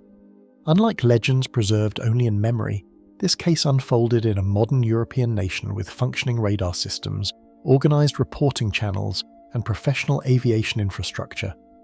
That combination gave the events a more measurable setting than many earlier mysteries. F-16 crews launched into the darkness during March 1990 with instructions to investigate radar contacts associated with the wider wave of reports. The scramble on the night of March 30th, 31 became the most cited military phase of the Belgian case. Fighter pilots were directed toward anomalous returns while ground radar operators attempted to coordinate interceptions. These were not casual observers staring upward from roadsides, but trained aircrew using advanced aircraft and operational procedures designed to identify unknown targets quickly. Cockpit radar screens briefly acquired targets that appeared to maneuver in ways difficult to reconcile with ordinary aircraft performance. Publicly discussed summaries later noted intermittent lock-ons, sudden changes in reported altitude, and abrupt shifts in speed before contact was lost. Such data must be treated cautiously, as radar returns can be influenced by multiple technical factors, yet the reports became central to the mystery because they suggested something more than visual rumour. The pilots were not merely chasing stories, they were responding to instrument cues. Visual confirmation from intercepting pilots proved far more difficult, as the suspected targets often remained unseen against the night sky. Darkness can conceal size, distance, and shape, even when a target is physically present, especially during high-speed pursuit. The contrast between occasional radar acquisition and limited visual contact created a modern paradox. Systems indicated something worth chasing, yet the pilots could not secure a clear conventional identification. In many aviation mysteries, witnesses see what radar cannot. In Belgium, there were moments when the opposite seemed true. Ground controllers and airborne crews attempted repeated tracking sequences, while contacts appeared, shifted, and vanished across limited engagement windows. Radar operators vectored fighters toward positions where returns had recently been detected, only for signals to fade or reposition. This created a cycle of pursuit in which aircraft were always arriving just after certainty had moved elsewhere. Whether caused by genuine unknown targets, sensor behaviour, or layered misinterpretation, the operational result was the same. Interceptors could not complete the encounter. Belgian military officials later took the unusual step of discussing portions of the incidents publicly, rather than dismissing them outright. Major General Wilfred de Brouwer of the Belgian Air Force became one of the most recognised official voices associated with later explanations of the case. Authorities did not claim extraterrestrial causes, but they acknowledged that certain events had not been conclusively explained. That measured openness distinguished Belgium from many earlier cases in which institutions either withheld comment or reduced reports to immediate certainty. Skeptical analysis proposed misidentifications involving stars, helicopters, atmospheric effects, or radar irregularities amplified by public expectation. Some researchers argued that once triangular craft stories became widespread, ordinary lights could be reinterpreted through suggestion. Others noted that radar anomalies are not unheard of, particularly when multiple systems and stressful nighttime conditions are involved. These explanations account for parts of the Belgian wave, yet no single skeptical model has neatly absorbed every witness account, police observation, and military interception attempt together. Years of debate followed because no single explanation accounted cleanly for witness reports, interception attempts, and recorded radar behaviour together. If the case were only civilian testimony, it might be filed beside many other mass sighting episodes. If it were only ambiguous radar data, it might remain a technical footnote. Instead, Belgium combined public sightings, law enforcement witnesses, fighter pilot response, and official discussion within one concentrated period, making simple dismissal more difficult and sweeping claims equally uncertain. European researchers frequently return to the case as one of the rare modern waves involving civilians, police observers, and fighter aircraft in the same narrative. It became a reference point in discussions about how societies interpret unexplained aerial events when institutions participate directly. The Belgian wave also demonstrated how mystery can expand when evidence arrives in mixed forms: testimony, radar traces, media attention, and operational response, none complete enough to settle the matter alone. Long after the sightings faded, Belgium's mystery endured as a pursuit in which official response created almost as many questions as answers. Fighter pilots had been sent into the night, instruments had briefly pointed towards something, and a nation had spent months watching unusual lights overhead. Yet no final object was presented, no confirmed craft identified, and no consensus explanation accepted by all sides. A country watched the lights above it, but even the pilots sent after them came back with uncertainty. Remote airspace, encounters far from witnesses. Far beyond established air corridors, remote aviation routes extend across oceans, deserts, and polar regions, where crews operate for hours without visual reference to any inhabited land. These sectors form some of the least observed regions in global aviation, where navigation depends on instruments, timing, and disciplined situational awareness rather than external landmarks. In such environments, even experienced pilots can spend entire flights without encountering another aircraft or any ground-based visual cue. It is within this isolation that some of the most difficult to verify reports in aviation history have emerged, including accounts from real pilots who later described seeing unexplainable objects while operating alone over vast distances. Remote flight corridors used for cargo and long-range transport often place pilots in environments where external visual cues are reduced to stars, weather systems, and occasional distant traffic lights. Aircraft operating in these sectors frequently traverse thousands of kilometers without passing over populated regions, especially during transoceanic or polar routing. In these conditions, navigation becomes a continuous process of cross-checking instruments against expected position, rather than relying on visual confirmation from the ground. When something appears outside that narrow framework, it stands out immediately against an otherwise uniform environment. Even small deviations in light or movement can become disproportionately significant when there is nothing else to compare them against. Empty horizons often create conditions where even minor anomalies become immediately noticeable to experienced flight crews trained to recognize standard aerial behavior. Over featureless terrain or open ocean, depth perception becomes difficult to judge, and objects can appear either closer or farther than they truly are. Despite this limitation, trained pilots develop strong expectations about how aircraft, satellites, and atmospheric effects should behave under specific conditions. When something deviates from those expectations even slightly, it can draw attention in a way that is difficult to ignore or dismiss. Some pilots have described the sensation not as surprise alone, but as prolonged uncertainty that persists even after initial observation. Cargo crews crossing isolated sectors have occasionally reported luminous objects maintaining position relative to aircraft movement without matching known navigation patterns. These descriptions often involve lights that do not blink in standard aviation sequences or move in ways consistent with known flight paths. In some accounts, the objects appear to hold position off the wing or ahead of the aircraft for extended periods before altering direction without clear acceleration patterns. Such behavior does not align easily with conventional aircraft performance or known atmospheric phenomena, yet it is repeatedly described across different regions and time periods.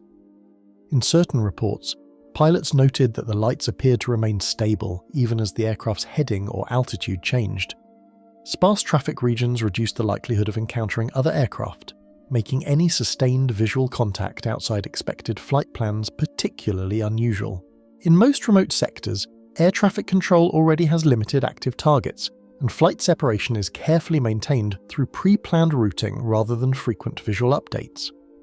When an unidentified light or object appears in such environments, there are often no nearby aircraft to account for it. This absence of expected traffic intensifies the significance of any observation that does not match scheduled movement. It also places greater weight on a single report since there are fewer opportunities for independent comparison. Controllers receiving intermittent reports from remote routes frequently find no corresponding radar confirmation within expected tracking zones. In many cases, communication from aircraft is the only immediate indication that something unusual is being observed. Ground systems may show empty airspace while pilots report visual or instrument-based anomalies at the same coordinates. This mismatch does not necessarily indicate system failure, but it does create a gap between what is reported and what can be independently verified in real time. Occasionally, secondary checks conducted after the event also fail to reconstruct any consistent radar trace. Professional pilot reports from different global regions sometimes describe similar behavior patterns involving silent hovering lights and abrupt positional shifts.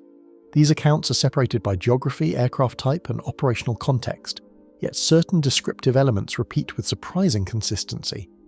Objects are often described as quiet, stable in appearance, and capable of changing position without visible acceleration cues. While each report is independent, the similarity of language used by trained observers has contributed to continued interest in these cases.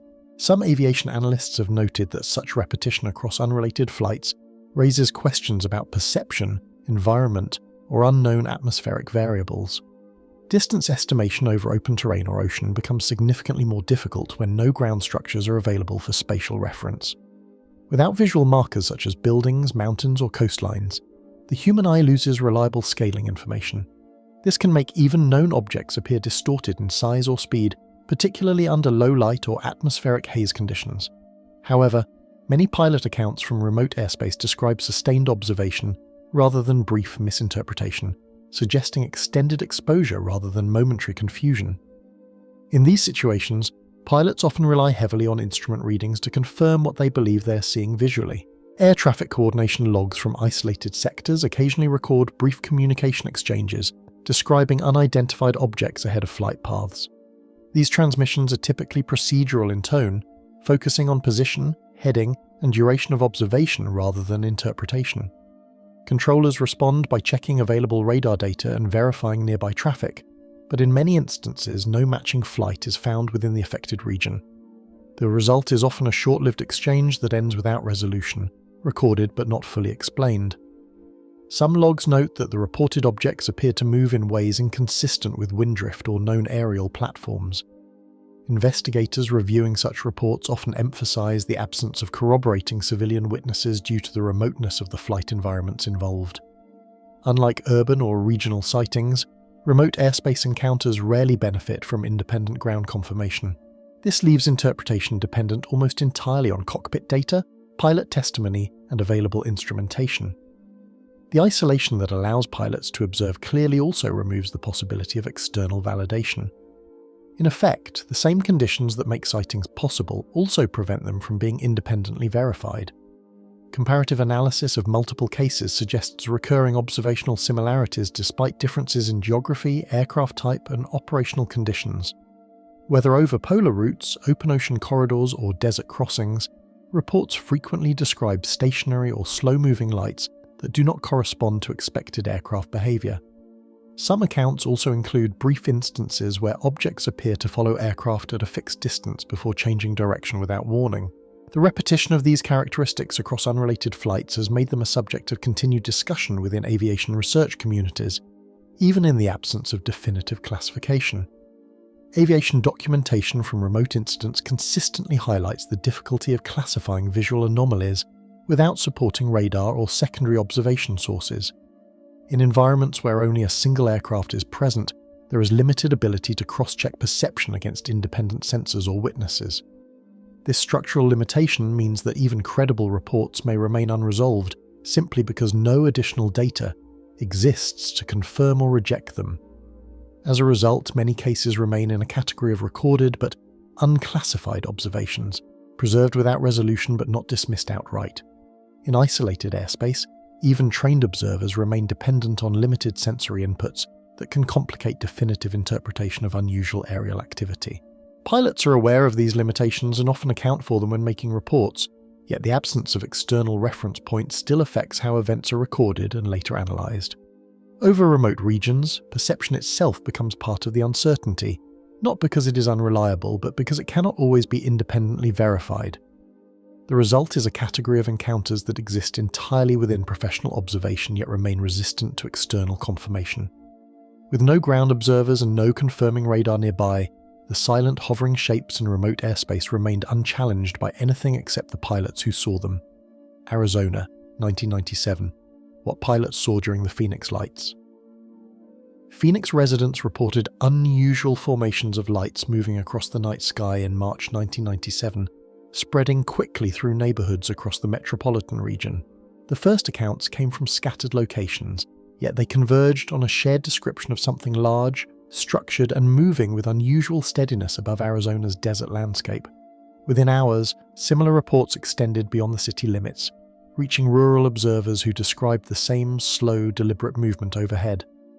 Among those who later added their perspective were real pilots operating flights through regional airspace that night, describing visual conditions that did not align neatly with expected traffic patterns.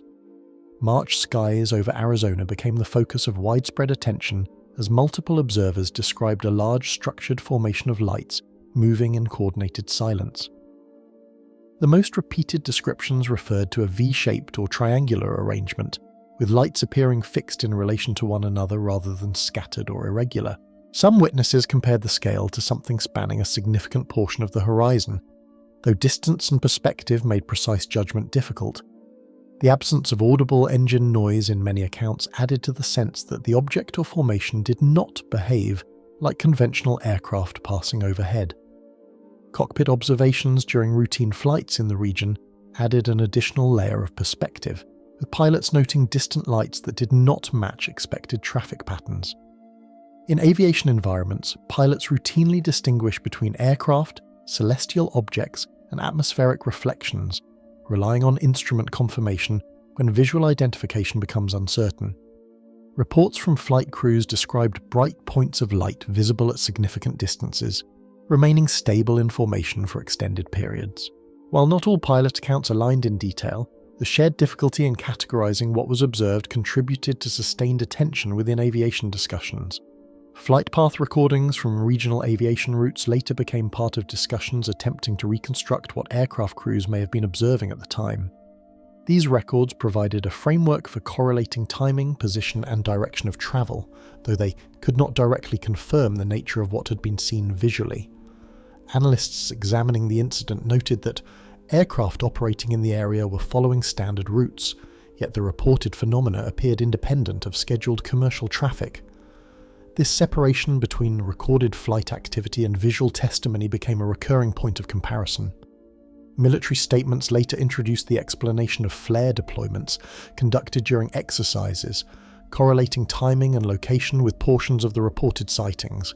According to official accounts, illumination flares released during training activity could produce descending lights that remain visible for extended periods under certain atmospheric conditions. The explanation aligned with some aspects of the sightings, particularly stationary or slowly descending points of light observed in parts of Arizona. However, this interpretation did not resolve all reported details, especially those describing structured or connected formations rather than isolated luminous points. Witness descriptions varied significantly, with some accounts emphasizing discrete points of light, while others described a unified triangular or V-shaped structure. This divergence became central to later analysis, as interpretation depended heavily on whether observers perceived independent lights or a single cohesive object. Factors such as viewing angle, distance, and atmospheric clarity may have influenced perception, yet the consistency of certain structural descriptions across multiple locations kept the discussion active. Even among those who agreed on general timing, disagreement remained over the exact nature of what had been present. Air traffic control records from the period showed no confirmed commercial traffic matching the reported visual formations described by multiple observers.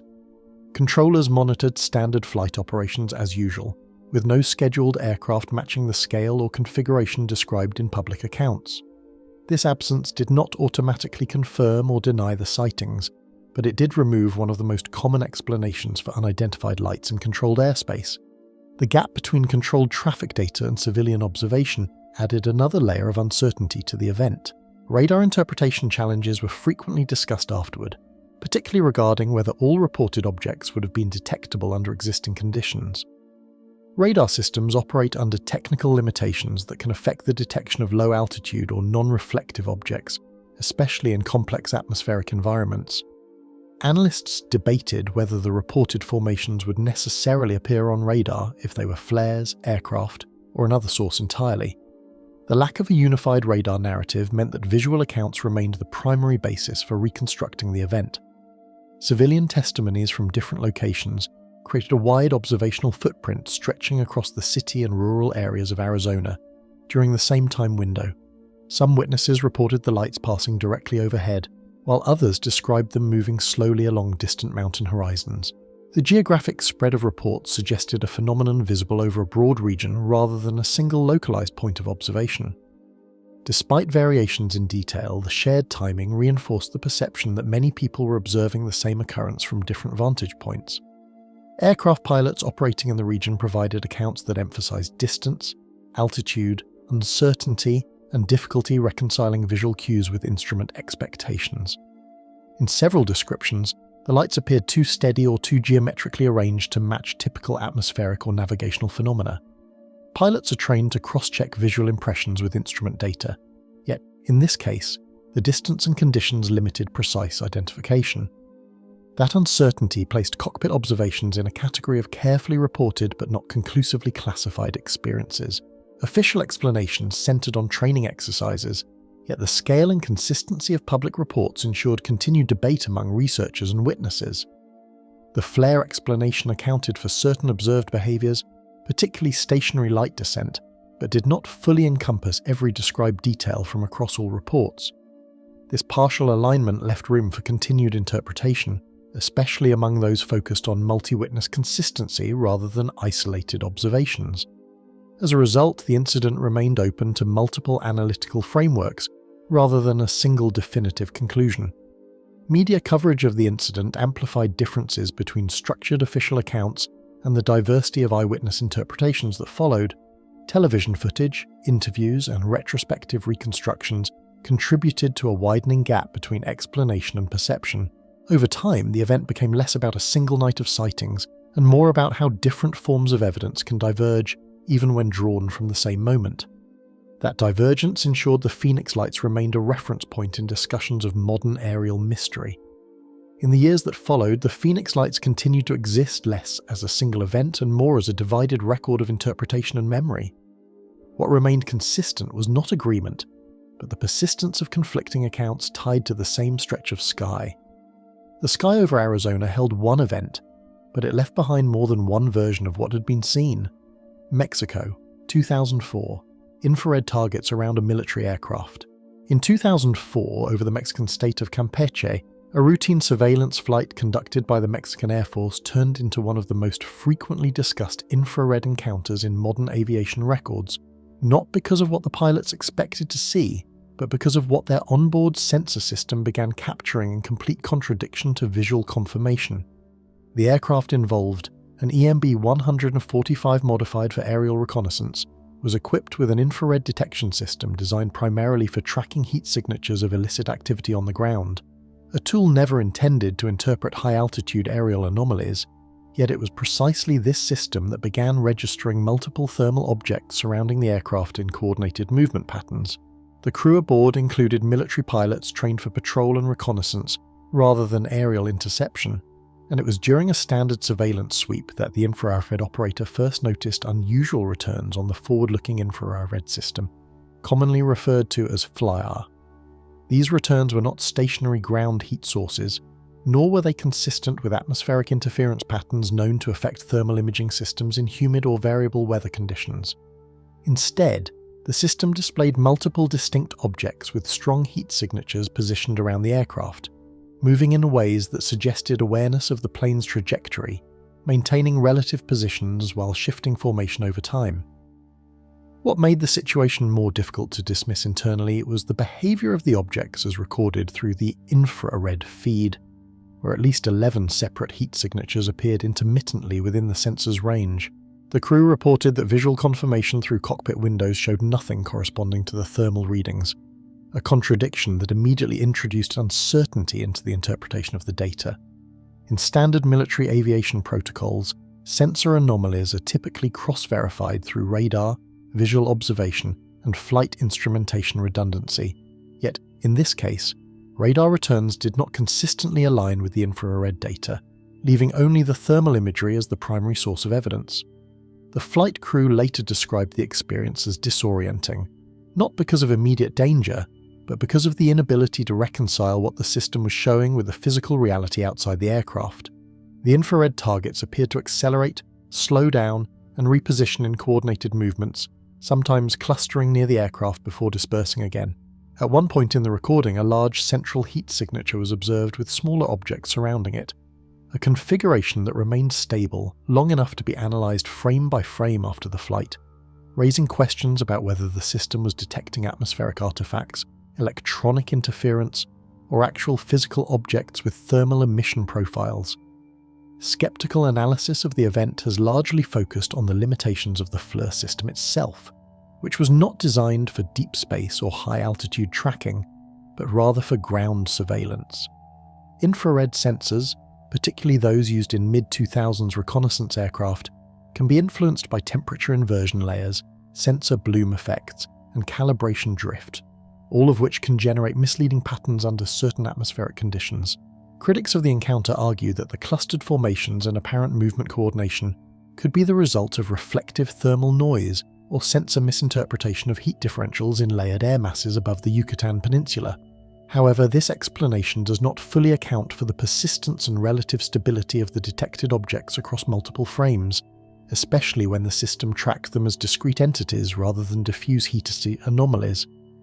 The crew's testimony emphasized that the objects were not fleeting or random distortions, but sustained presences within the infrared field, maintaining structured positions relative to the aircraft for extended periods. In aviation analysis, sustained multi-frame tracking of consistent shapes is generally considered less likely to result from random sensor error, though not impossible under extreme environmental conditions. What complicates the case further is the absence of corroborating radar signatures that match the infrared detections in a consistent manner. While radar systems aboard or near the aircraft did register occasional returns, they did not consistently align with the thermal imagery, creating a split sensor discrepancy that is often difficult to resolve in post-flight analysis. In military aviation systems, such inconsistencies are typically resolved by prioritizing radar or visual confirmation over infrared data alone. Yet in this instance, the infrared system provided the only continuous record of the phenomenon. The broader scientific discussion surrounding the incident often returns to the fundamental question of what sensor data can and cannot prove in isolation. Infrared systems detect heat differentials, not physical identity, meaning that any object emitting or reflecting thermal energy within a certain threshold can appear as a discrete target, even if it is not a solid object in the traditional sense. Atmospheric particulates, temperature gradients, and electromagnetic interference can all theoretically produce readings that mimic structured movement patterns, particularly in humid coastal regions where thermal layering is complex and unstable. Despite these limitations, the Mexico 2004 encounter remains notable because of the crew's consistency in reporting and the clarity of the recorded infrared footage, as it was later reviewed by analysts. The behavior of the objects did not resemble known aircraft signatures, drones of the period, or meteorological phenomena typically observed in flare data. Instead, the pattern suggested a level of controlled motion that, while not necessarily intelligent in origin, was difficult to reduce to a single conventional explanation without introducing multiple layers of environmental assumptions. In military aviation studies, cases like this are often categorized as unresolved sensor anomalies rather than confirmed unidentified aerial phenomena, a distinction that reflects the limits of available verification rather than an assertion of interpretation. The Mexican Air Force itself did not release a definitive public conclusion attributing the event to any specific cause, leaving the footage to circulate among aviation analysts, skeptics, and researchers who continue to debate its meaning in the context of infrared detection technology. Over time, the incident has become a reference point in discussions about the reliability of thermal imaging as standalone evidence in aerial anomaly reporting, particularly when visual and radar confirmation are absent or inconsistent. It highlights the tension between what modern sensors are capable of detecting and what they are actually designed to interpret, a gap that becomes increasingly significant in environments where atmospheric conditions can distort or obscure conventional tracking methods. As the aircraft continued its mission and the infrared signatures eventually faded from the system's range, the crew returned to standard operational status, but the recorded data remained stored for later review, becoming one of the more widely analysed pieces of military FLIR footage from the region. Analysts who revisited the case years later continued to emphasise both the clarity of the infrared imagery and the uncertainty of its interpretation, reinforcing the idea that advanced sensors do not always translate directly into clear answers.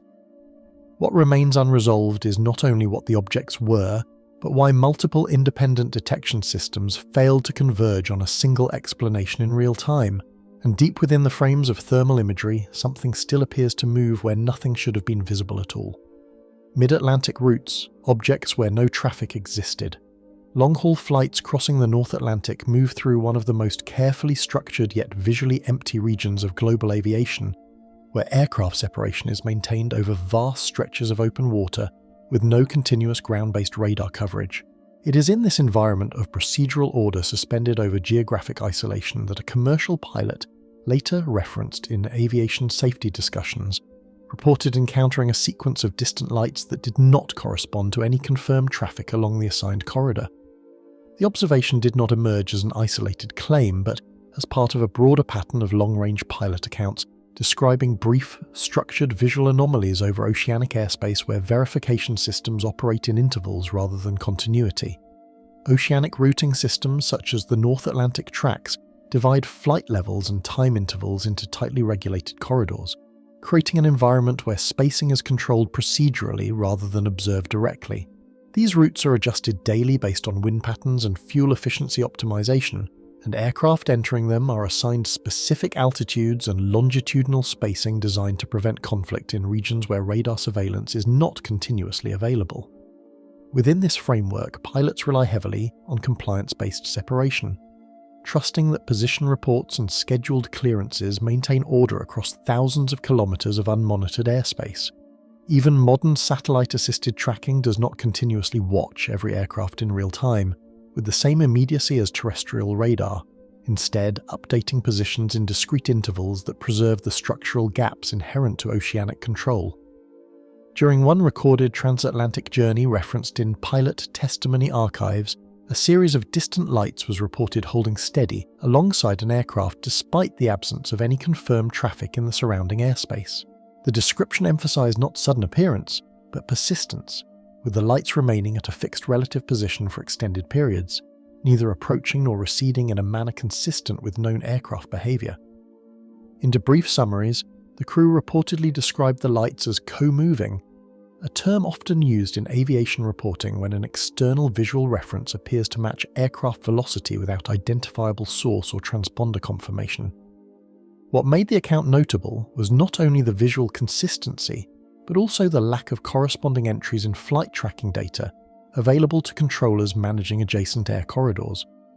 Standard communication procedures over these routes rely on scheduled position reports transmitted at fixed intervals, leaving significant gaps in real-time awareness between reporting points. In these intervals, aircraft effectively operate under procedural trust systems, where separation assurance is derived from prior clearance rather than continuous observation.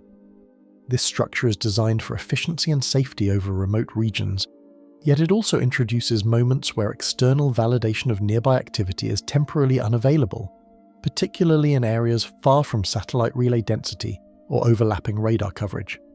In such conditions, even minor discrepancies between perceived visual data and recorded traffic can persist unresolved until post-flight analysis, if they are analysed at all. Multiple long-haul pilot accounts preserved in aviation discussions describe isolated points of light that appear to maintain synchronized movement relative to aircraft for extended periods without corresponding entries in official traffic records. These descriptions often converge on similar characteristics: steady pacing behavior, absence of collision course indicators, and sudden disappearance without observable trajectory change. Some reports note that the lights do not flicker like atmospheric reflections or distant ground illumination, but instead remain geometrically stable in spacing, as though maintaining formation with the aircraft itself. The consistency of these descriptions across different aircraft types, airlines, and flight paths has made them a recurring subject of informal safety discussion, even when no formal classification has been assigned to the phenomenon. Reviewers analysing such reports have noted that while radar coverage gaps over oceanic regions are an accepted limitation, the repetition of similar visual descriptions across unrelated flights introduces a pattern that resists simple categorization. Atmospheric reflections, distant celestial objects, and optical illusions have all been proposed as potential explanations, yet each carries limitations when applied to cases involving sustained relative motion described over minutes rather than seconds. In some cases, astronomical bodies such as Venus or bright stars have been suggested as misidentification sources, though these typically fail to account for lateral movement tracking alongside aircraft heading changes reported by crews. In controlled aviation analysis, such discrepancies are typically left unresolved unless corroborating sensor data becomes available, which in these instances has remained absent. Navigation systems used in transatlantic operations combine inertial guidance with satellite-based updates, reducing dependence on external visual confirmation even when crews remain alert to surrounding conditions. These systems are designed to maintain positional integrity rather than environmental awareness, meaning they do not register nearby unidentified objects unless those objects emit detectable signals or appear on secondary surveillance channels. As a result, what pilots perceive visually may exist entirely outside the scope of navigational systems unless independently verified through radar, transponder data, or coordinated tracking inputs from adjacent aircraft in overlapping corridors. Aviation safety discussions addressing unexplained aerial observations often emphasize that the absence of electronic corroboration does not fully resolve cases where trained crews independently report structured visual phenomena. In these contexts, the focus shifts from confirmation to documentation, preserving crew testimony and available logs without assigning definitive interpretation. This methodological restraint reflects a broader principle in aviation analysis, where data insufficiency is acknowledged without forcing classification, especially in environments where sensor limitations are already known and accepted operational constraints. Several debrief records and informal pilot exchanges describe faint luminous objects that appear to pace aircraft in stable formation before disappearing without any trace in subsequent tracking data. In some accounts, the lights are reported to maintain position even during slight course adjustments, suggesting a degree of responsiveness that does not align neatly with known reflective or atmospheric behavior. The persistence of similar phrasing across independent accounts has drawn attention not to the intensity of the sightings, but to their structural similarity, particularly in how they describe motion consistency without acceleration signatures or identifiable origin points. In most cases, these reports conclude without operational impact, yet they remain documented as unresolved visual anomalies within pilot experience archives. Occasionally, aviation analysts reviewing historical flight data have noted that these reports tend to cluster along specific transatlantic corridors during periods of low traffic density, though no causal relationship has been established. The absence of correlated anomalies in satellite tracking records or adjacent aircraft reports further complicates attempts at correlation, leaving only isolated testimonies supported by limited environmental context. Even when multiple aircraft traverse similar routes within short temporal windows, the phenomenon is not consistently replicated, reinforcing its intermittent and unpredictable nature. As aircraft continue along their programmed routes and position reports resume their regular intervals, no secondary confirmation typically emerges to explain the brief observations. The system returns to procedural normality, and the airspace remains statistically empty according to recorded traffic data, yet the memory of those transient lights persists in debrief notes and informal discussions among long-range crews. Somewhere along the silence between reporting points, lights still appear where no scheduled path should ever place them. Chicago, 2006, the O'Hare Airport sighting. Operational airspace above Chicago's O'Hare International Airport functions under constant surveillance, where aircraft movements are tracked through layered radar systems, tower coordination, and tightly synchronized ground control networks.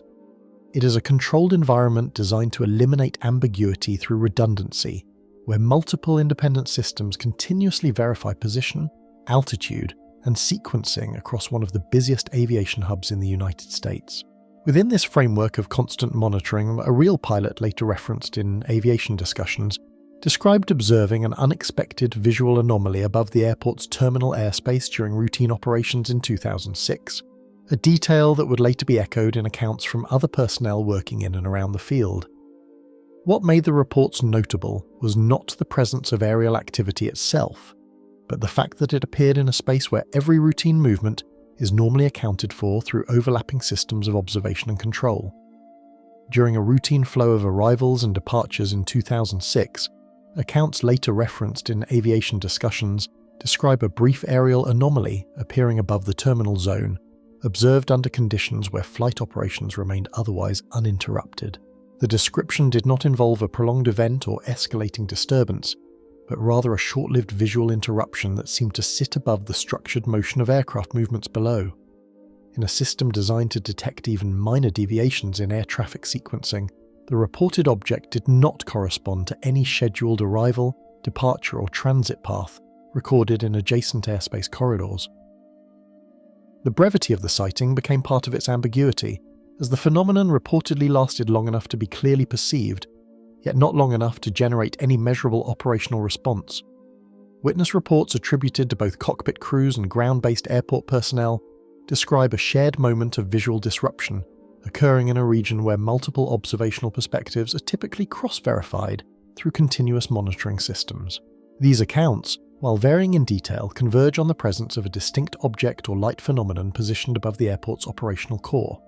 Ground personnel described looking upward from ramp and terminal areas, while flight crews referenced brief visual contact during approach or departure phases, creating a layered but fragmented set of observations that did not originate from a single vantage point alone. In some interpretations of the accounts, the object appeared to hold a stable position relative to the airport infrastructure, rather than moving along any conventional flight path. Meteorological records from the period indicate stable conditions over the airport, with no significant storm activity or atmospheric disturbances recorded that could directly account for unusual visual distortions in controlled airspace. Visibility reports from aviation weather services describe conditions consistent with routine flight operations, with cloud layers and wind profiles remaining within expected seasonal norms. In aviation analysis, such stability typically reduces the likelihood of optical anomalies caused by turbulence, lightning activity, or dense atmospheric refraction effects, though it does not eliminate the possibility of localized visual distortion. Even under clear conditions, layered lighting from urban environments and aircraft navigation systems can occasionally create visual artifacts, though these are usually transient and easily cross-referenced with known sources. Airport radar systems operating during the reported timeframe maintained normal traffic tracking, yet no corresponding electronic signature was documented that matched the position or duration of the observed aerial phenomenon. Terminal radar coverage, which is designed to monitor aircraft movements in and around controlled airspace, continued to display standard traffic sequencing without interruption or unexplained intrusions. Secondary surveillance systems, including transponder-based identification channels, likewise showed no anomalous entries associated with the described visual event. This absence of electronic correlation became one of the central points of later discussion, as visual confirmation alone is rarely considered sufficient for classification within formal aviation tracking protocols, especially in environments where system redundancy is expected to capture nearly all airborne activity above operational altitude thresholds. Subsequent aviation authority review summaries address the incident through procedural documentation, classifying it within the broader category of unverified aerial observations without attributing a definitive operational cause. The response emphasized continuity of operations, noting that no safety incidents, communication failures, or navigational disruptions were recorded during the timeframe in question. In formal terms, the event was treated as observationally inconsistent but operationally non-impactful, a classification that preserves record integrity without assigning interpretive conclusions beyond available data. Notably, such classifications are not uncommon in aviation systems, where reports that cannot be reconciled with sensor logs are retained but left open without escalation unless safety implications emerge. Within aviation analysis frameworks, incidents occurring in high-density controlled airports are typically subjected to immediate cross-referencing between radar logs, tower recordings, and flight crew reports to eliminate observational inconsistencies. This process is designed to reconcile discrepancies quickly, ensuring that any potential traffic conflict or unidentified object is either identified or ruled out through overlapping system verification. In the O'Hare case, however, the reconciliation process produced no matching electronic or procedural entry corresponding to the described visual phenomenon, leaving only the recorded testimonies and standard operational logs. The absence of cross-confirmation across all primary systems made the case unusual, not because of operational impact, but because of its isolation within a system built to prevent exactly that kind of observational gap. Attempts to contextualize the reported visual anomaly included standard atmospheric and optical considerations, though none provided a comprehensive explanation that aligned with all recorded witness perspectives. Analysts considered possibilities such as light reflection off high-altitude cloud layers, transient atmospheric scattering effects, or misinterpretation of distant aircraft lighting under specific viewing angles. While each explanation accounted for isolated aspects of the reports, none successfully reconciled the simultaneous ground-level and cockpit-level observations described across independent accounts. Even suggested sources, such as commercial aircraft approach lighting or distant tower reflections, failed to align consistently with the reported altitude and the stationary positioning described in some testimonies. Even after operational logs were fully reconciled and normal traffic sequencing confirmed, references to the event persisted in aviation discussions because of the unusual overlap between independent visual accounts recorded within a fully monitored airport environment. Unlike remote airspace incidents where data gaps are expected, this case occurred in a setting where continuous surveillance systems are designed specifically to eliminate uncertainty. The persistence of the reports within informal aviation channels reflected not operational concern, but analytical curiosity regarding how multiple observers within a controlled system could describe the same transient visual disruption without electronic confirmation.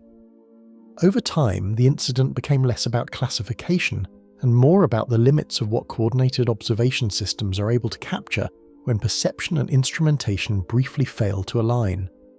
Above the constant sequencing of arrivals and departures, something briefly appeared in the monitored sky without leaving any trace in the system that tracks everything else. US Navy training airspace Ryan Graves speaks out.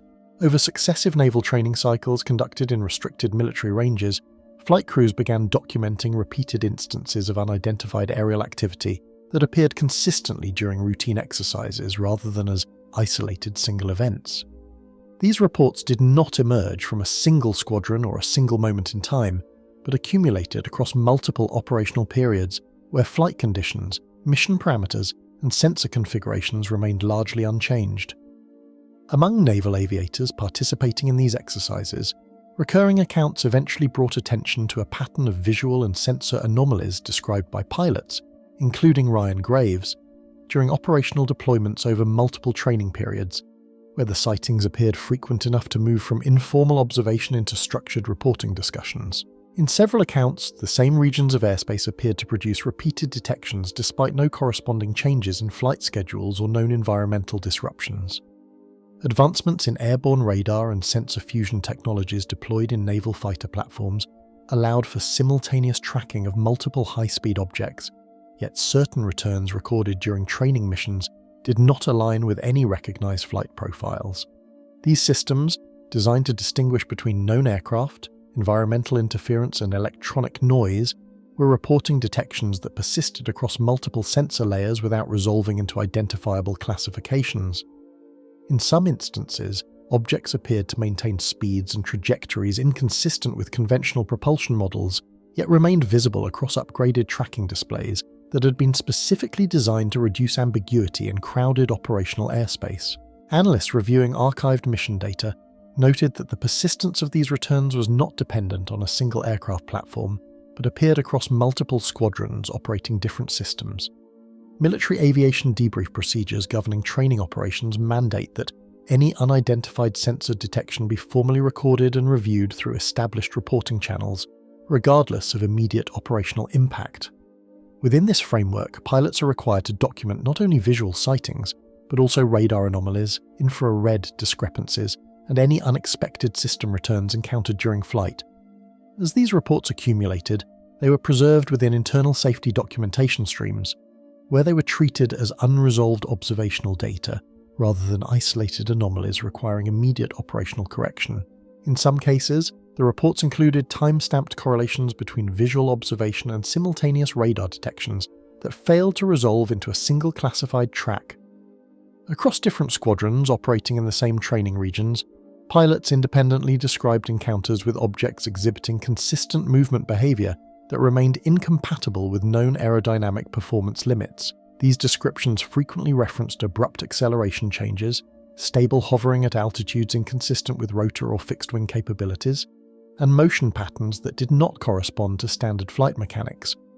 The consistency of these accounts across unrelated training missions introduced an observational pattern that extended beyond single-event interpretation, suggesting recurrence rather than coincidence.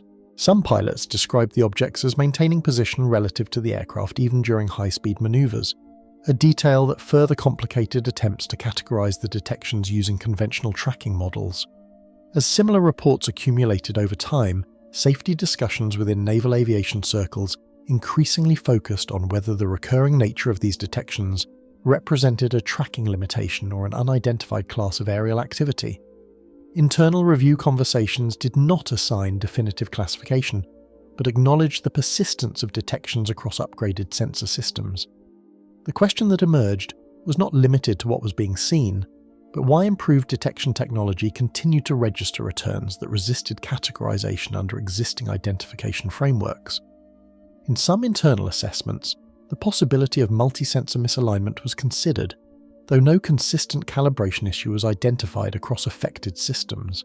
Testimony later presented in formal settings described repeated encounters occurring under fully instrumented conditions, where radar, infrared, and visual confirmation systems were all active simultaneously without producing a unified classification. These accounts emphasized that the detections were not dependent on a single sensor type, but appeared across multiple independent systems operating concurrently. The significance of this detail lay in the expectation that overlapping sensor modalities would normally eliminate ambiguity, yet in these cases, they reinforced the presence of unresolved data rather than clarifying it. This convergence of unclassified inputs across independent systems became one of the most frequently cited aspects of the reports. During congressional hearings examining unidentified aerial phenomena, naval aviation witnesses provided structured accounts that emphasized operational consistency and repeated sightings, rather than isolated or anecdotal observations. The focus of these discussions remained on the integration of pilot testimony with sensor records, particularly in cases where multiple detections occurred within controlled training environments. While the hearings did not produce definitive conclusions regarding origin or classification, they formalized the existence of repeated reports within official governmental review contexts, shifting the discussion from informal aviation circles into institutional records. The testimony also highlighted that similar encounters were not confined to a single time frame but appeared across multiple training periods. Review of compiled flight data and sensor records from multiple training events revealed recurring detections that resisted classification even after cross-referencing across independent tracking systems and reporting channels. Analysts examining these records noted that the persistence of similar detection patterns across different timeframes and aircraft platforms reduced the likelihood of isolated sensor malfunction.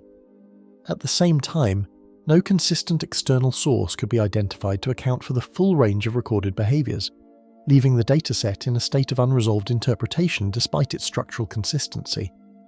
In several instances, correlated tracks appeared briefly and then vanished without entering long-term tracking archives. As training operations continued and routine exercises resumed, no procedural adjustments fully accounted for the persistence of these reports within the same operational zones. The systems designed to eliminate uncertainty in controlled military airspace instead continued to register occasional returns that did not resolve into known categories of aircraft or environmental interference. Even when data streams were fully reconciled after missions, certain detections remained classified only as unidentified, preserved within logs without definitive explanation or resolution pathway. Even inside airspace designed for complete tactical awareness, some returns continued to appear without ever resolving into anything the system could name. USS Nimitz, 2004, David Fravor and the Tic Tac carrier strike group operations off the western coast of the United States in 2004 involved coordinated naval aviation exercises supported by shipborne radar, airborne surveillance platforms, and integrated tactical communication networks. These operations were conducted under structured training conditions designed to simulate real-world interception scenarios, where multiple layers of detection and command coordination work in parallel to maintain situational awareness across sea and air domains.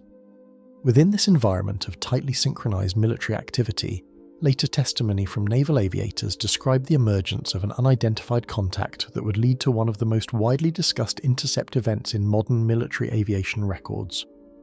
The significance of the case would later rest not on a single moment of observation, but on the convergence of multiple independent systems registering the same anomaly under controlled operational conditions. Among the naval aviators assigned to routine training missions during these operations, David Fravor later described being directed toward an intercept task involving an unidentified aerial contact detected by multiple tracking systems. The assignment did not originate from a single observation but from converging reports across fleet sensors, indicating a persistent object operating within the training airspace. As briefed, the target had already been tracked by separate units before fighter aircraft were launched, suggesting that its presence had been confirmed across multiple detection platforms before visual engagement. This multi-source confirmation placed the event outside the category of incidental sightings, positioning it instead as a coordinated tracking anomaly requiring active interception. Launch sequences initiated from carrier decks during training conditions follow precise coordination protocols that position fighter aircraft into predefined intercept corridors based on real-time sensor inputs from fleet assets. These procedures are designed to minimize uncertainty during engagement simulation, ensuring that airborne units can be vectored efficiently toward designated targets. In this instance, however, the intercept trajectory was adjusted dynamically as updated tracking information continued to refine the object's reported position, indicating movement behavior that did not align with predictable flight paths. The adjustments occurred repeatedly during the sortie, suggesting that the target's location was being recalculated in near real time across multiple tracking nodes. Multiple detection sources operating across the strike group reportedly registered an airborne object that did not correspond to any scheduled aircraft or known transponder signature within the operational grid. Shipborne radar operators, airborne surveillance units, and coordination centers each contributed fragments of tracking data that, when compiled, indicated a consistent but unclassified return. Some reports described intermittent lock-ons followed by sudden loss of contact, only for the object to reappear at adjusted coordinates moments later. The persistence of the contact across independent systems became a defining feature of the incident, as it reduced the likelihood of isolated sensor error within a single platform and instead suggested a coordinated but unexplained tracking signature. As the fighter aircraft closed the distance toward the reported location, onboard radar and visual scanning systems began converging on a single target that exhibited movement characteristics inconsistent with standard atmospheric or aerodynamic behavior. The object appeared to transition between positions, with an out-of-observable transit time proportional to its distance, creating a tracking discrepancy that could not be resolved through conventional flight modeling. Pilots described moments where expected closure rates did not match visual updates, producing a disconnect between calculated interception geometry and real-time observation. In tactical terms, the engagement did not resemble standard interception dynamics, where closure rates and relative motion remain within measurable prediction thresholds. During the intercept phase, crew observations combined with sensor readings indicated that the object maintained altitude and position relative to the aircraft in ways that contradicted conventional energy and propulsion expectations. Pilots described the contact as responsive to approach, with movement patterns that suggested awareness of interception geometry without exhibiting identifiable propulsion signatures. At closer range, the object was described as smooth, featureless, and uniformly reflective, lacking visible control surfaces, exhaust trails, or structural markers consistent with known aerospace design. The convergence of visual and radar data during this phase marked a rare instance where multiple onboard systems were aligned on a single target while still failing to classify its behavior. FLIR imaging systems later reviewed in debrief documentation captured thermal signatures associated with the object, showing rapid positional shifts that did not correspond to continuous transit paths between recorded points. The infrared data indicated abrupt relocations within short time intervals, creating discontinuities in expected motion tracking. Analysts reviewing the footage noted that the object remained thermally distinct from its background environment, yet did not exhibit a conventional heat profile associated with combustion, propulsion, or atmospheric friction. These recordings became central to subsequent analysis because they preserved a measurable record of movement that could be independently reviewed outside of real-time engagement conditions. After initial engagement attempts, the object reportedly displaced to a distant location outside immediate tracking range, where supporting radar assets reacquired it at coordinates separated by a significant spatial distance from the original intercept zone. This secondary detection occurred within a time frame that did not align with conventional transit speed for known aerial vehicles, introducing a temporal and spatial inconsistency into the recorded data set.